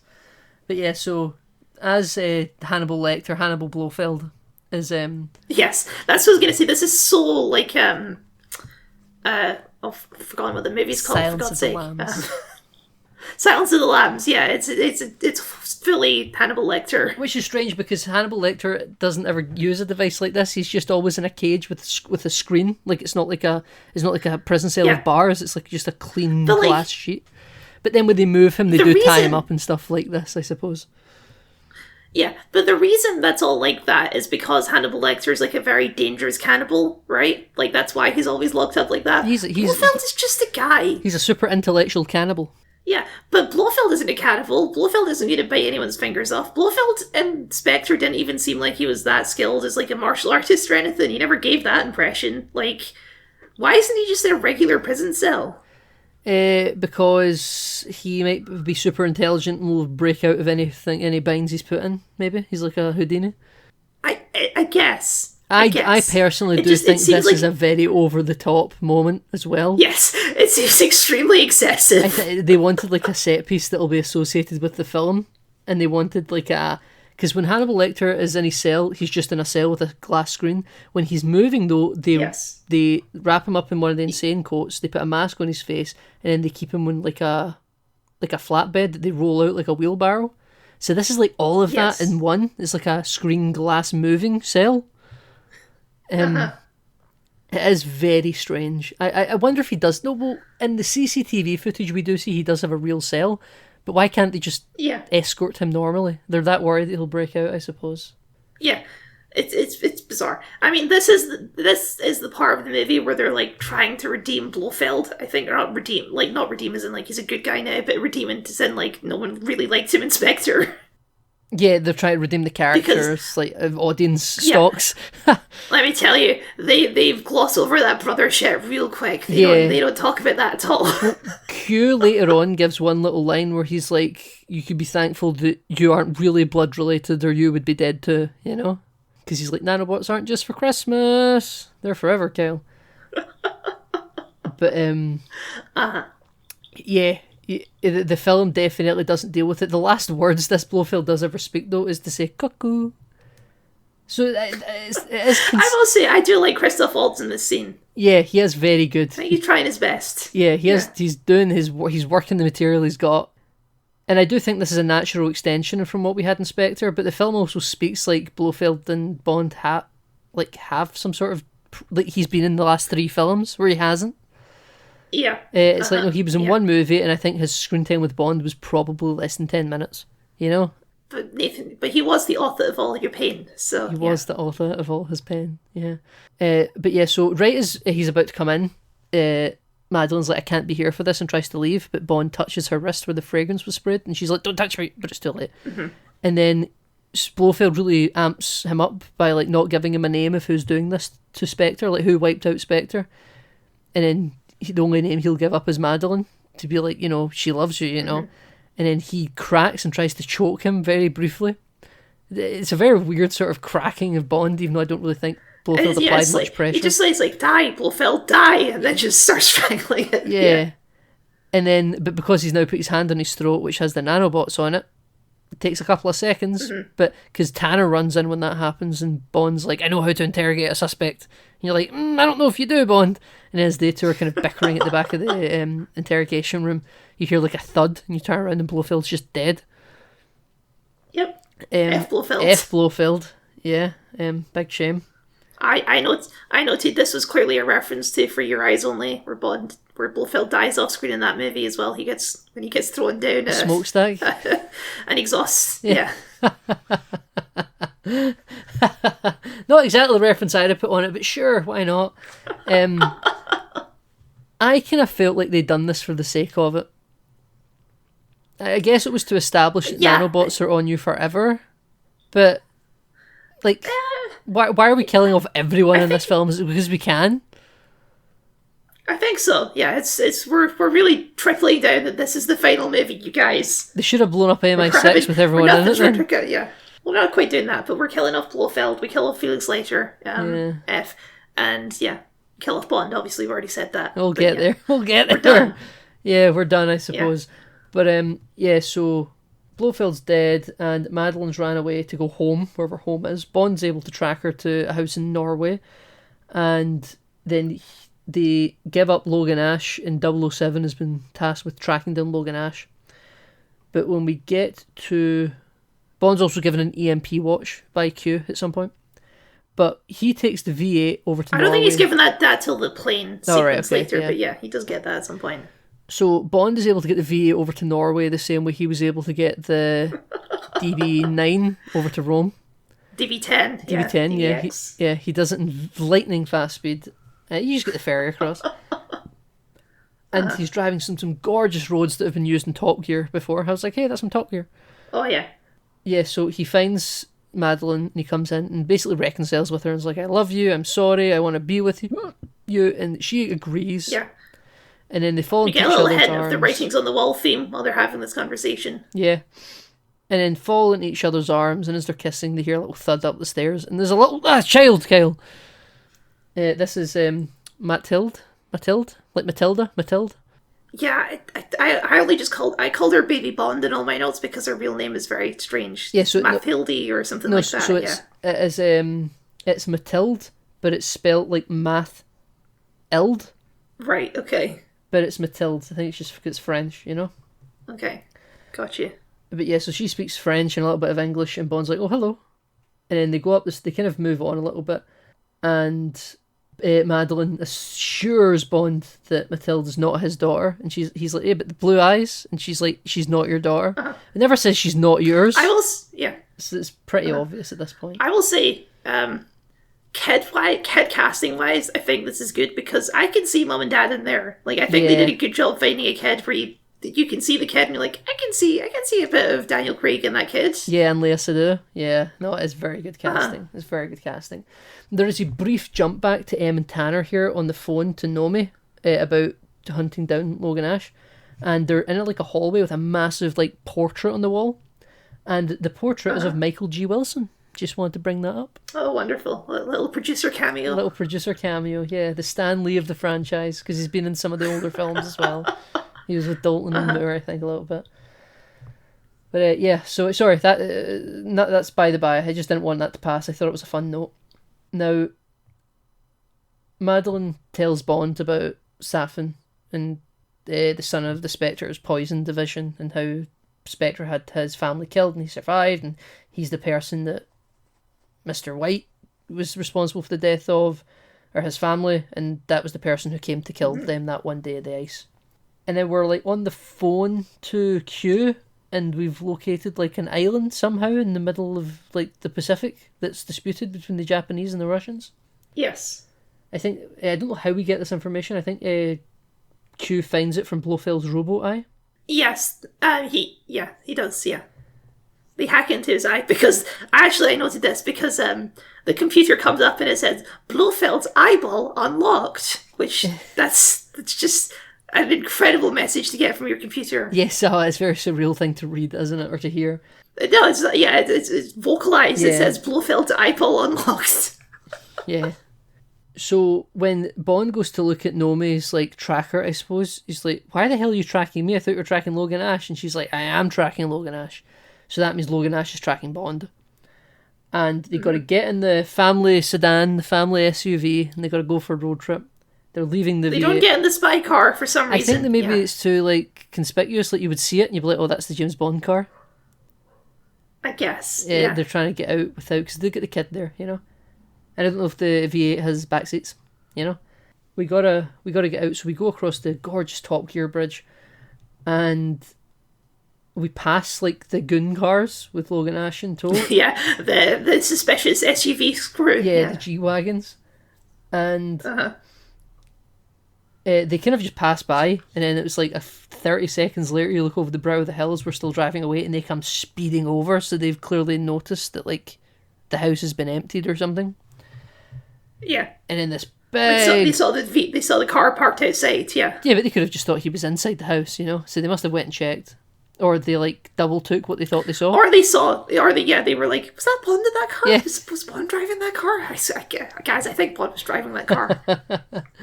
There's this big, long chase sequence that is...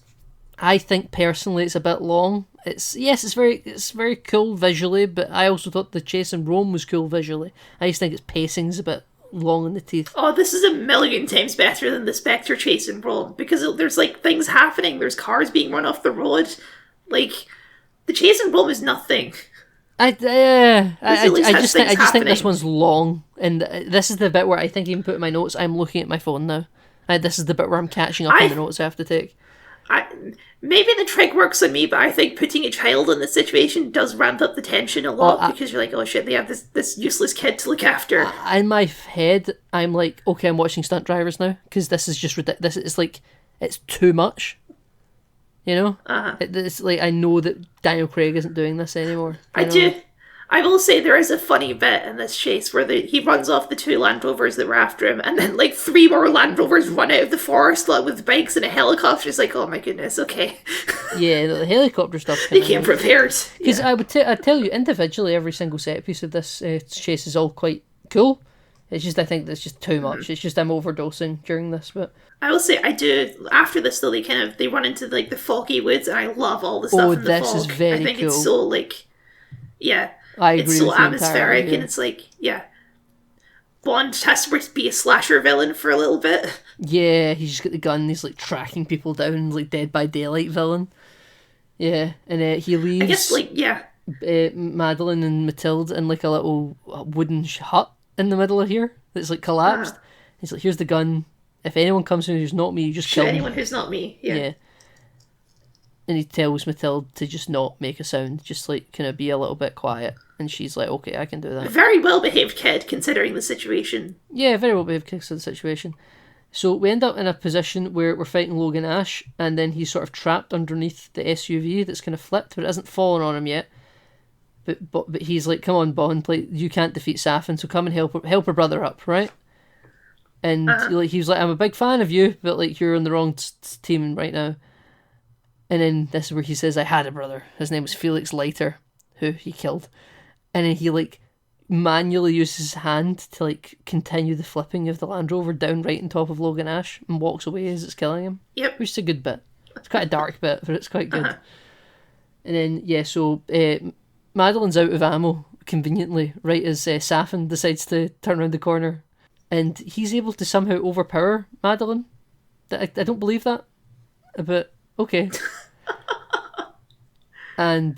I mean, sure, Nathan. She's trying to protect a kid at the same time, so she's got her hands full.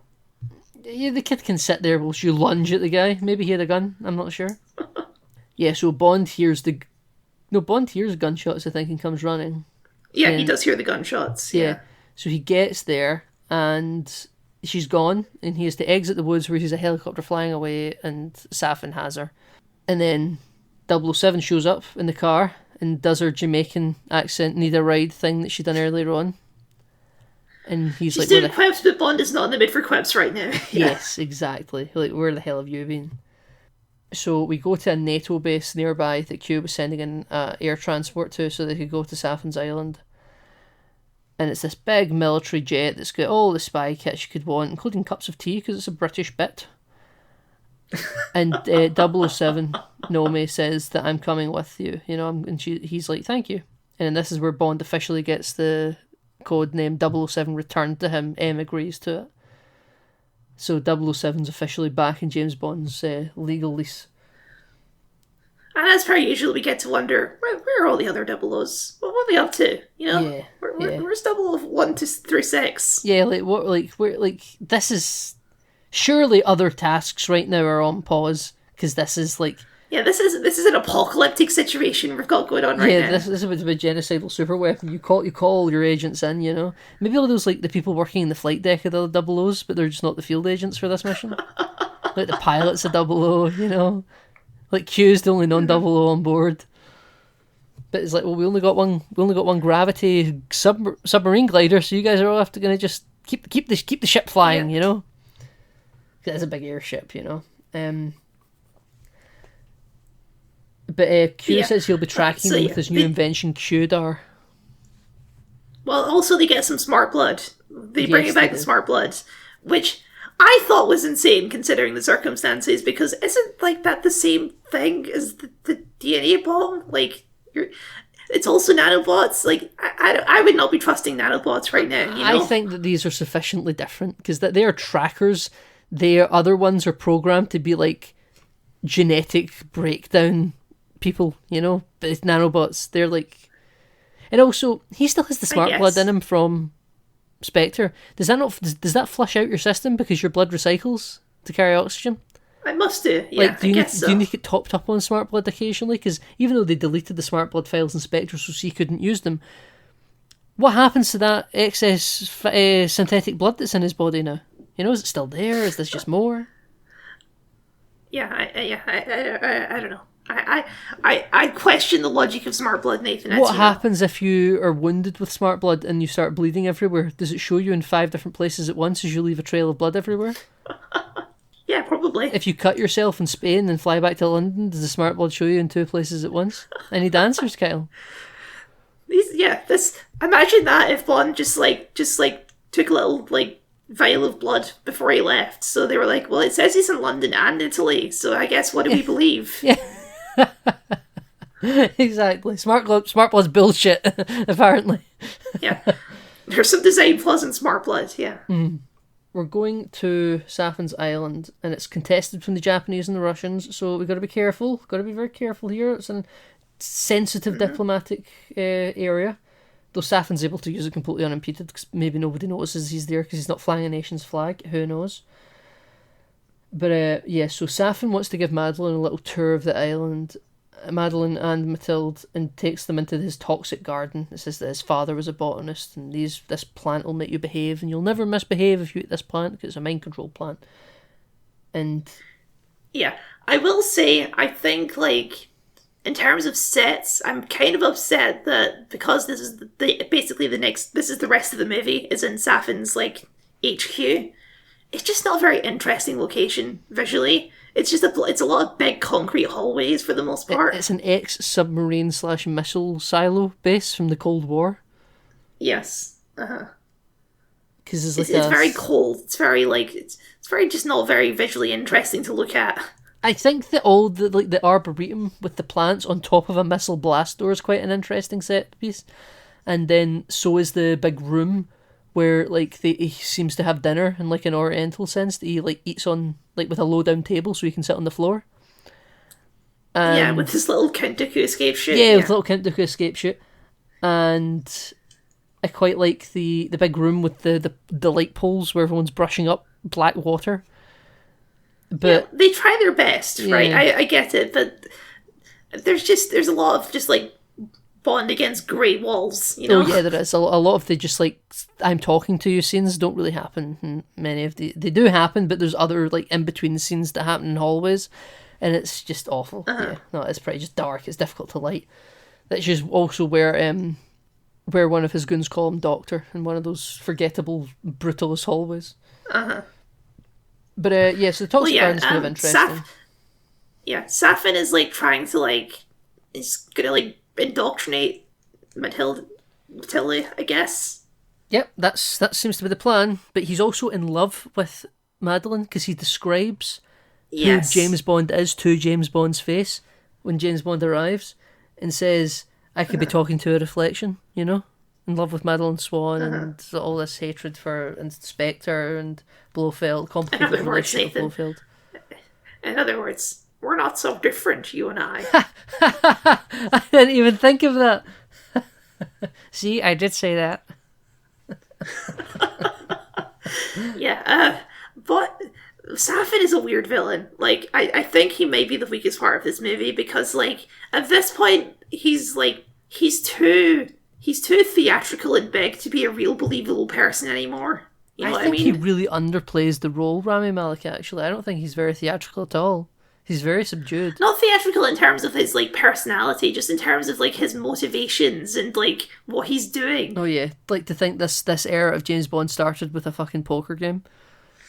Exactly, yeah, and then we've got, like, genocidal man who wants to, like, he's basically got, like, the Drax plan from Moonraker, you know, or the one from Spy Who Loved Me. Yeah, Like, yeah. we're gonna wipe out the Earth and start again with a new civilization. Yeah, because he has like buyers coming to the island that are interested in using the weapon. So apparently Safin isn't even necessarily interested in using it ideologically. He just wants to be a terrorist that sells it to terrorists. Yeah. So he's just a it's salesman, even though the film really Yeah. kind of tries to imply that this is ideological. But then the fact that there's buyers coming to the island, like, well, it's not ideological, you're just selling it to people then, aren't you? bizarre. You know, it's that's what I say. I think he might be the weakest part of the movie. Yeah, I wouldn't say you're wrong. And this was like the thing he done after Bohemian Rhapsody. So like when he was announced, it was like, oh, you have Oscar winner Rami Malek who played Freddie Mercury. Like, is your Bond villain? Like, I think and he's doing, yeah. everyone was really excited for this, and then definitely feels like you want all your focus to be on Daniel Craig, you know? Yeah. Which, I mean, fair enough, it's his last movie and all that, but he need a strong villain, you know? Yeah, You need he's a strong villain. What would Le Chiffre do if he met Safin, you know? Yeah. It's bizarre to think about. I will say, I haven't really commented on it so far, but I feel like Daniel Craig James Bond talks more in this movie, like has more actual lines than any of the other ones. Yeah. Like, he has a lot of, like, conversation in this movie. This film tries to do the Halo 4 thing of, like, humanising your super soldier, like, archetype. Because I think, like, we've said before that James Bond isn't really a character, he's more of an archetype, you know? I mean, to be fair, Daniel Craig has always been more that, but this feels like even more of an escalation on that. Yeah, they're really going for... we wanted Daniel Craig to get nominated for an Oscar, you know? I don't think they did they, for a Bond movie? I don't think they did, but I can believe that when you're making the project, you think, oh, we could do an Oscar campaign off of this, but then when the film comes out, you then decide to not do that when you see the finished product. But I can get the vibes in the editing suite and on set that they were thinking, oh, this can be like Daniel Craig's last one, it's the drama, and he dies, and the music swells, and it's really emotional. Let's give him the Oscar, let's cap off his, like, I can see that, you know? Oh, I don't think they done an Oscar campaign for this film because the Oscar campaigns are quite expensive. But and it was COVID. But I can feel it in my bones, Kyle, that they would have loved to have tried to have given him one. Oh yeah, there's a lot of stuff that happens in the space. I don't know how much of it really matters though. Naomi is in charge of like blowing up the factory section, and she's going to take Oberschiff away, and then she ends up throwing Oberschiff into an acid pool because he's racist. And because he's racist, because he's like, oh, you know, I could like wipe out your entire race with the click of a button or something like that. Yeah, and it really comes out of nowhere, and I think it even comes out of nowhere. It really to Naomi, does. Yeah, she's even like, what? when did we start having this discussion? And then she's like, you know what time it is? It's time to die. And then kicks him down into that. But then see everyone down there that notices him fall. They're all like they're sweeping up in hazmat suits, but then. Like when he starts to dissolve, like they realise they're an acid. Yeah, they're like, oh, run! It's like, oh, is it because is his body being in the pool started the chemical reaction that means it'll eat through your suit, or did you not know what you were working on? You know? Yeah, it is weird the way it's executed. Yeah. But F in the chat to Oberschiff, you racist.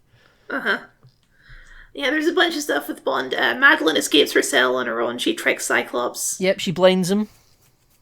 Cyclops Yes. is now officially 100% no clops. No gloves.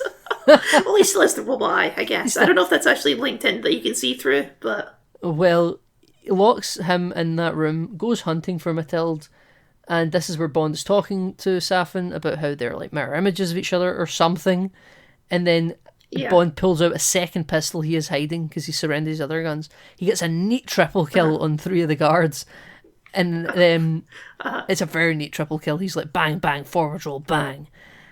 And in this time, Safin has a Count Dooku escape shoot.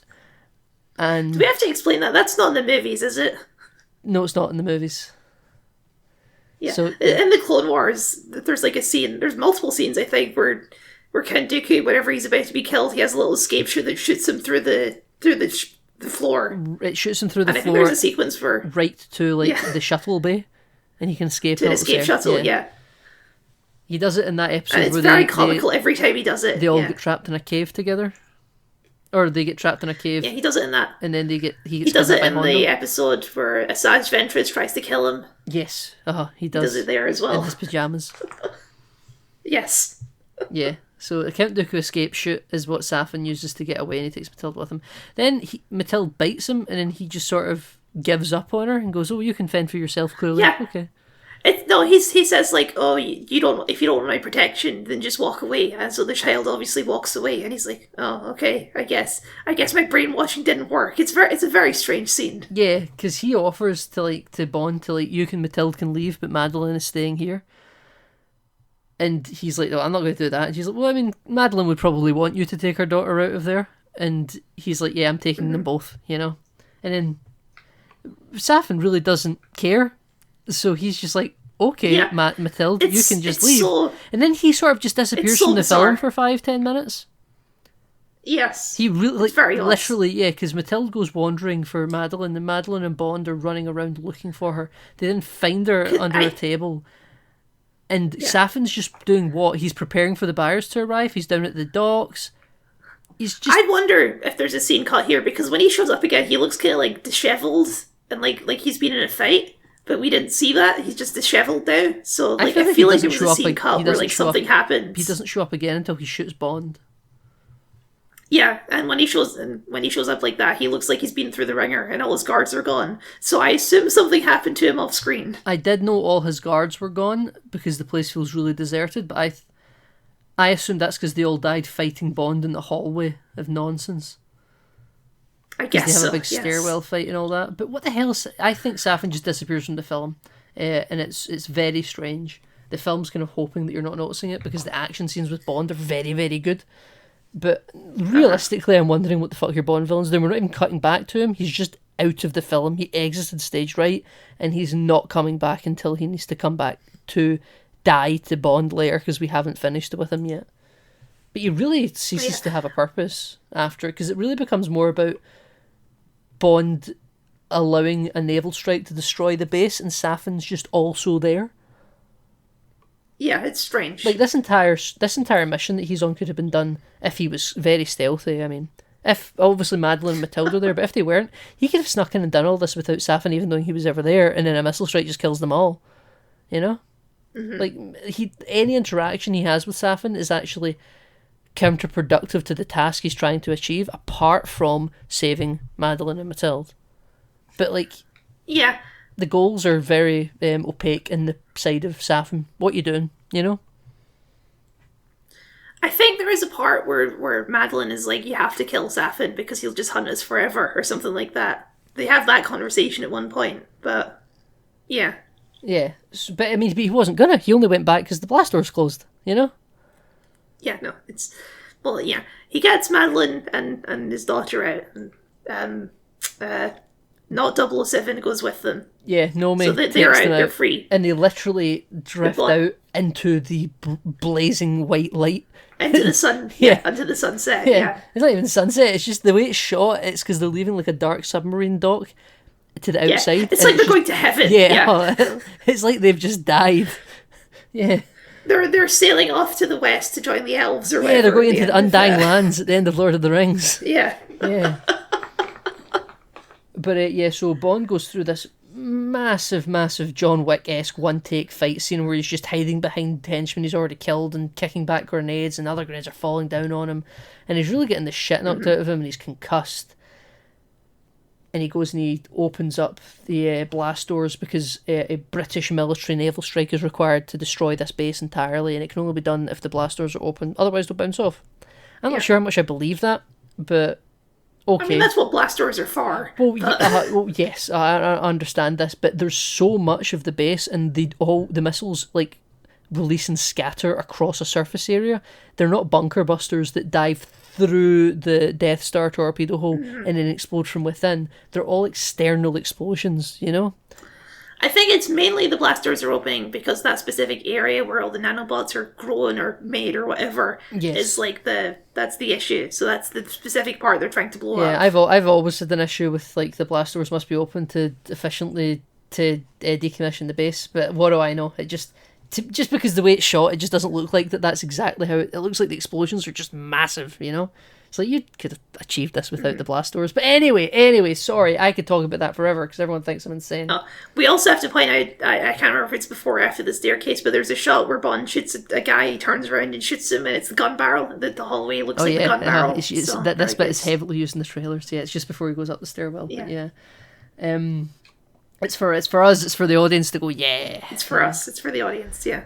Now, he also finds the toy rabbit and he tucks it into his suspender. Takes it with him, he dies with it. Now, we decide to amp up the stakes here because two Russian MiGs buzz past Q's plane, and the Japanese and the Russians and even the Americans are all going to start asking questions what the fuck like a British spy plane is doing near this contested island, and why are you preparing to do a military naval strike on it, you know? And there's a real rah-rah Rule Britannia bit here because M is on the phone to Q, to Bond, and it's like we're really, this is a very sensitive situation right now. Like, we don't know if we can do this strike. And Bond's like, don't give them any. Like, we're the with all the roar of we're the British, we don't need to answer to these people. If we don't do this, there'll be nothing left to save, Mallory, you know? It's a very, very patriotic moment, the way I interpret the line. He's like, don't give the Russians and the Japanese and the Americans, three of the largest economies in the planet, our military powers, like, answers. Like, there's nothing left to save, you know? And M's like, okay, well, this could start a war, but HMS Dragon, you have permission to fire. And then after they fire, because the doors are open, Bond is on his way out, and then they close again. And I don't think you ever quite find out who done the closing. I think it's just assumed it's Safin. I assume it was Safin. Yeah. Though he approaches Bond from another hallway other than the one he had to go up to get there. So maybe there must be another operations control base somewhere that we don't see. Yeah, I don't know. But yeah, so he's like, I gotta go back up. Oh god, okay. And then yes, the Safin ambushes him in the toxic garden, and it scratches his face with a glass vial, and it gets nanobots into Bond's system that are programmed to kill Madeline and her bloodline, so he can never go near Madeline or Matilda ever, or they will die. So he's also shot. Safin shoots Bond to kind of give him an equal playing field. But Bond is still more than a match for Safin. Like, Safin's like lying in the water, sort of gasping like a viper, and like scraping with his nails. Like, he looks a really inferior, pathetic threat to Bond. But he is able to get those scrapes in that do make it impossible for him to ever return to his loved family. And then he laughs because he's an evil supervillain. He's like, even though I lost, I won because you'll never be with your family again, Bond. And then Bond just Bond shoots him. Yeah. Yeah, he just executes him. Yeah, so F. Lucifer Safin, the most villainous name ever, Lucifer Safin. Yes. Just call him Devil. I don't think it's Lucifer. It's like Lucifen or something like that. It's not quite Lucifer, but it's very close. It's meant to be Lucifer. Yeah. But yeah, so F to Devil. And then Bond needs to make that climb back up, and he's on the phone to Q, and he's like, Q, what did you say about nanobots for the audience members that were in the toilet getting popcorn and didn't listen to that scene? And he's like, well, as you well know, he says to Bond, that these... The best kind of exposition, yes. Yeah, as you well know, Bond, and for the audience not paying attention, you can't get these nanobots off you, you know? It's for forever, they're permanent. And he's like, Bond, you got to go off the island. It doesn't matter that the blast door is closed. Like, it's time to go. The missiles have been launched. They're on their way. And can I say, like, I don't think this whole, like, nanobots he can never see his family twist is really, like, necessary. Because, like, it can just be that, like, he's out of time to leave, right? Like, even if he didn't have the nanobot situation, it's pretty clear at this point that he's not making it off the island anyway. Like, what's he gonna do? I think... Like, sprint back to the bots? I think that if that wasn't there, everyone would always be like, oh, come on, Bond, you should have just fucking made a run for it. You should have done a run and jump off the edge of the top of the missile silo into the water. Some stupid James Bond shit. You should have referenced the dam from GoldenEye. Yeah, exactly, right? Like... You could have found, like, a hiding spot under, like, concrete or something. I don't know. I think that this is to say, like, he could possibly still make it out. If Bond was running, he probably could have made it. Because actually, after this, where he's climbing up those ladders, it takes him a while. And he's standing on top of the missile silo looking at the sunset on the phone to Madeline. Oh, yeah. That's the thing. If Bond was fine... He has been shot at this point. Like, he's bleeding. He has a gut wound. Yeah. Like... It's not like he's doing goose, you know? The film really wants you to be like this. He has multiple reasons why this is the end, you know? But I think that if it wasn't for the family thing, people would have said, you could have made it out. Like, you had other stuff to live for, you know? You had a family that you're abandoning. I'm sure people say that anyway. Okay, well, I enjoy this thing. It makes it tragic, Kyle. It's tragic. It's tragedy, you know?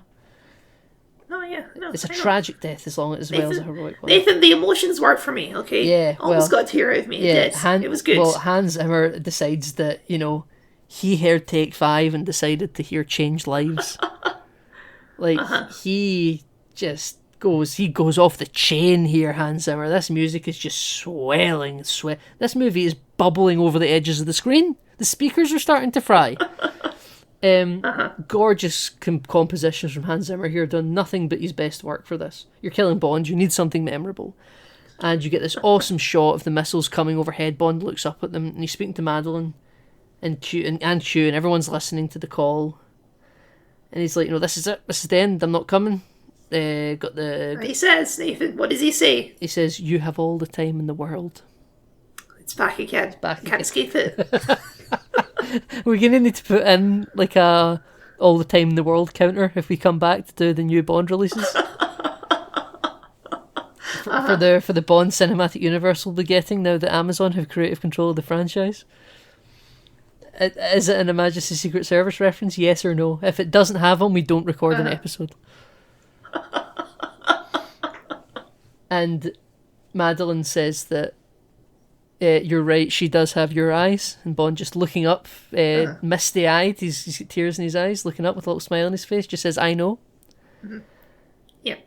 And then we get the wide shot, or not even the wide shot, it's like a shot behind Bond of the missiles hitting the base in front of him. So he's like cognitively watching these missiles eliminating the ground in front of him. And then, so the flash happens sort of in front of him and behind him, and the screen just goes white. And Bond is vaporized. James Bond. James Bond. What a weird thing to say. That's wild, isn't it? Yeah. 26 episodes in, and James Bond is dead. Yeah. It is strange, isn't it? It reeks of a Daniel Craig decision. I don't know. I think, I don't think this is something they'd have done. I don't think it feels forced. Well, obviously no, because they were going to end it with a happy Into the Sunset ending in Spectre. Because Spectre was the intended last one. I think that...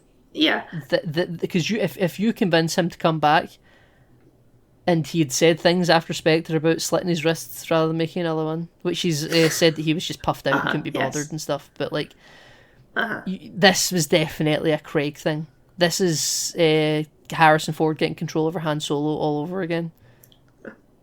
Harrison Ford, can you please come back for the Force I think Awakens? this is better than that, yeah. Oh, it might have been done better, but Harrison Ford would only agree to come back to Star Wars if he gets to do the one interesting thing he ever thought that character was capable of doing in The Empire Strikes Back, which is dying. Yes.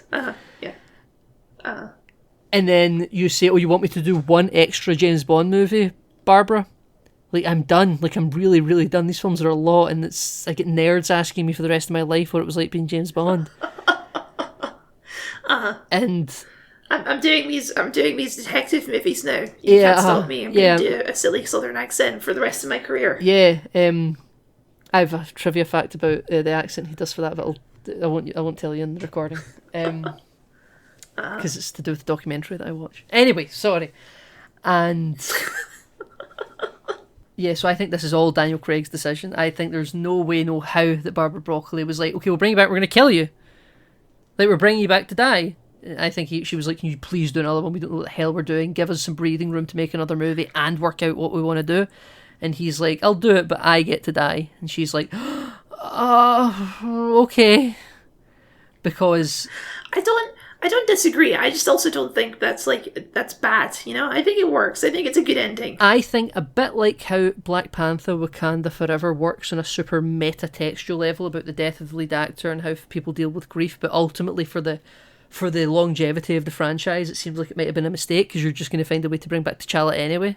I wonder if this is now going to set up a precedent that every Bond era going forward must end with the death of that Bond. Has to end with the death. Yeah.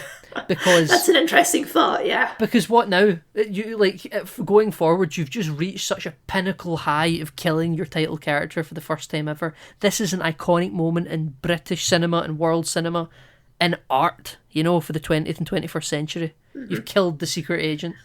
But like now, what you're bringing him back, and it doesn't matter. It's a reboot. That's all well and good.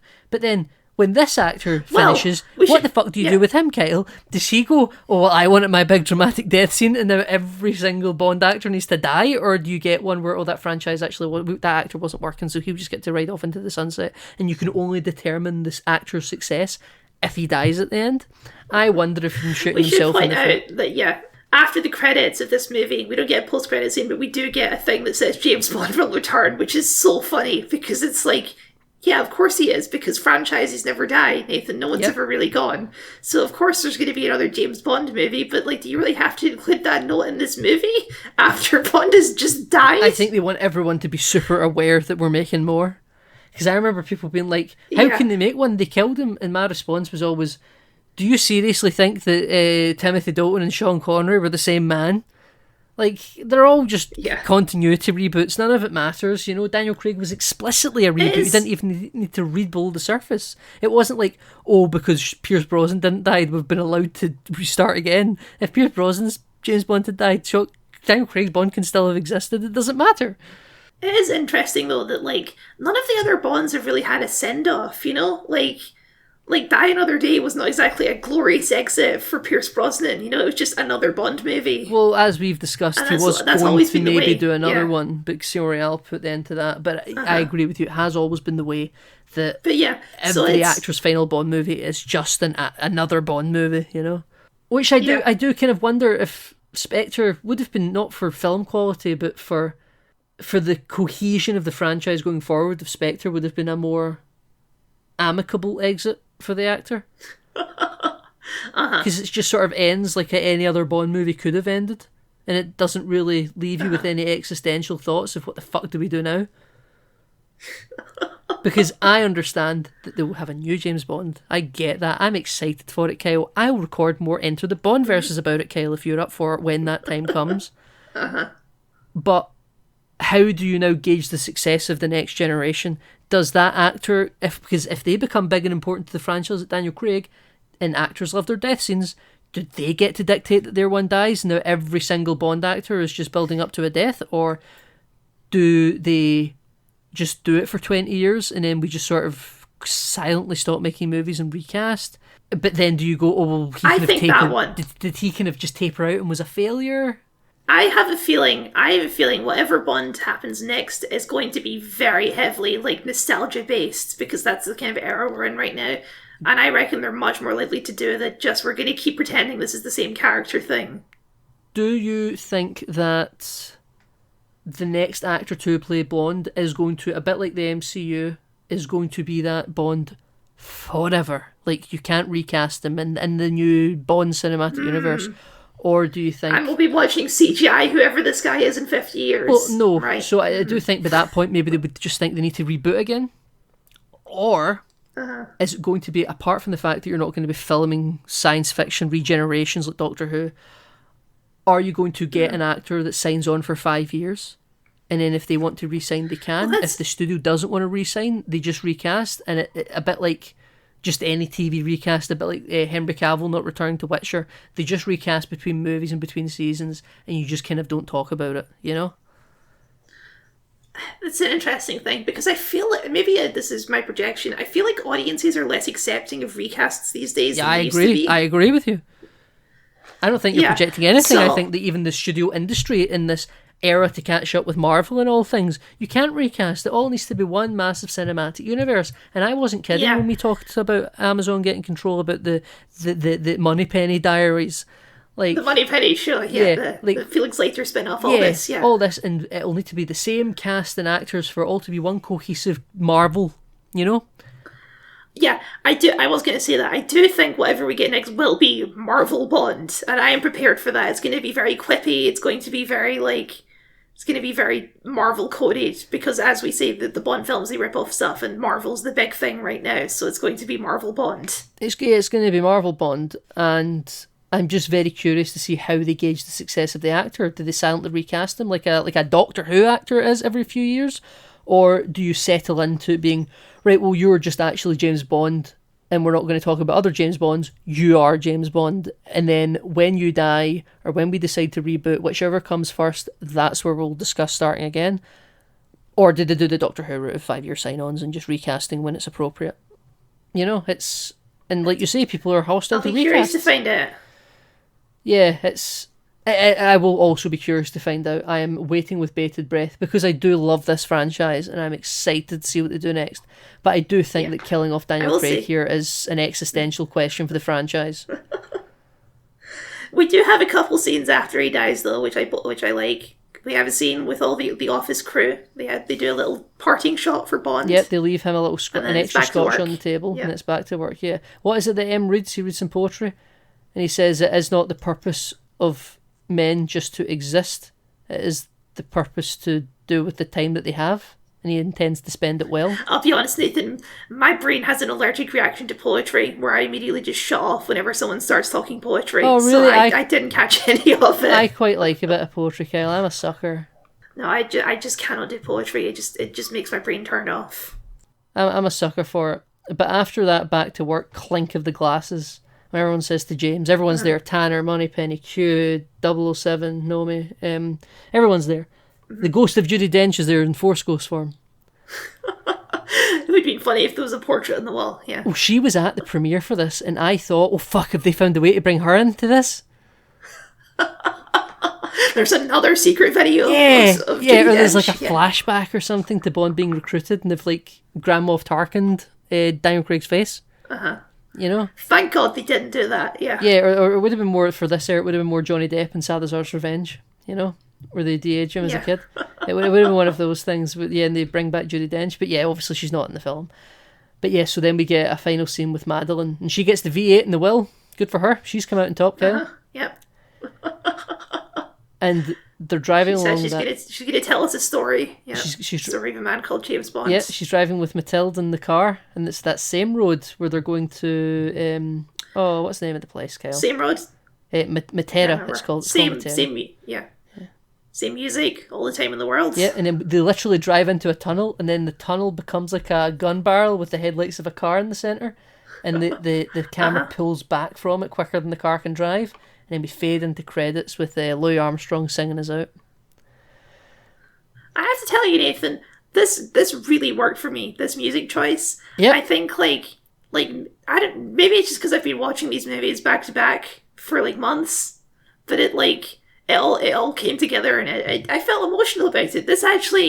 This use of this song was more emotional to me than watching Bonds die. I don't know what it was. It really hit home, you know. Yeah, I mean, I think it's very effective as well, and it does feel like a sense of conclusion. And I wonder, because obviously most mass market consumption franchise media, things like this, are kind of almost hoping the less you've seen of the franchise, the better, because then you can kind of do more tricks. I wonder if Yeah. they're hoping they'll get a lot of credit for this Louis Armstrong close. And you're like, no, but for people that know Kyle, we know that it's a harkening back to On Her Majesty's Secret Service. Which is, like, not actually the first Bond movie, but it's fine, because it's the one where Bond got married and, like, his wife died, and it was very sad. It's very so, yeah, thematically I understand, relevant. Yeah. We've done some It's very trading thematically places. relevant, yes. But yeah, it's good. It works. It's a good movie. It's good. It really helped me gloss over the movie. Its flaws at the time I watched it, but obviously we've delved into them quite a bit, actually talking about the movie. Yeah. Oh, so that's it, Kyle. That is No Time That's to it. Die. That is Enter the James BondVerse. Like, we did Quite a journey. we did talk about doing the David Niven Casino Royale, didn't we? We did talk about it. This just feels like a very natural conclusion, though. This does. If we had like a Patreon, that would be like a Patreon exclusive, wouldn't it? Yeah. But we don't. We're not doing it. Maybe we'll come back and do it if we have like a tie-in, if there's a reason. Mm-hmm. An anticipation for the next James Bond movie. We'll do it in the lead up. Yeah. And while this would be the part where we announce what we're doing next, we don't actually have a plan for what we're doing next yet. I personally, I'm pulling this out. I need a break. I've been editing these podcasts for a while. I need a few weeks off. I'll be honest with you. Listen, that's absolutely understandable. I have a busy next week anyway. Audience, Kyle does a lot on this show. We show up and chat shit on Discord for a little while, and then we record, and then I send him my files. And Kyle, this is why I call him YouTube writer extraordinaire. I'm just here. I'm just here for some yucks and knee slapping and watching movies. Kyle does all the work. My IT situation has improved, so maybe that can change going forward. But right now, I'm perfectly at ease for taking a few weeks off, which I'm sure you guys will all love as well, because you don't need to check back for inconsistent upload schedule, But when we come back, you will know what we're doing, and we will know what we're doing. We've got a couple of things that have been suggested to us, and a couple of things that we've spoken about, but we have yet to fall on the sword of the one we're committing to. We do kind of think, though, that it is going to be a shorter one. Yes, we're not going to do another 26 episode one. Not yet. Give it some time. I don't even know if there is, unless we do Marvel. But yeah, as we said, Marvel will be the death of the podcast. I think we've said that before. Yeah, we see the day you guys see Iron Man as the next thing. Well, it's done. You're like, oh, this is their goodbye. That's the, yeah. Mm-hmm. But for now, you have all the time in the world. Thank you, everyone, so much for watching. Kyle, where can the people find you online? The people can find me at Kyle the Scot on YouTube, where I do video essays and game critiques. I also am on Blue Sky sometimes. Nathan, where can the people find you online? The people online, as always, can find me in social media. They can find me on Twitter. They can find me on Blue Sky and Threads. That's where I've landed my sword. I also run the @NameNote included Twitter account, which, as I've said for multiple weeks now, I've not really been using, but I'll check in and see what's happening there. When it comes time for our new show, it'll be getting entirely rebranded with our new show art. So there will be things there to see in the near future. But thank you everyone so much for watching. If you have loved listening to us, as I'm sure you have, you can hear our entire back catalogue of Enter the BondVerse. Now it's complete. We've also done Enter the X-Verse. We went through all the Fox X-Men era universe movies. And we done Enter the DCEU, Enter the Snyderverse, Kyle, my mistake, where we went through all of the Zack Snyder era movies and beyond up until Aquaman the Lost Kingdom. Thank you everyone for watching, and you will see us in a few weeks for our next show.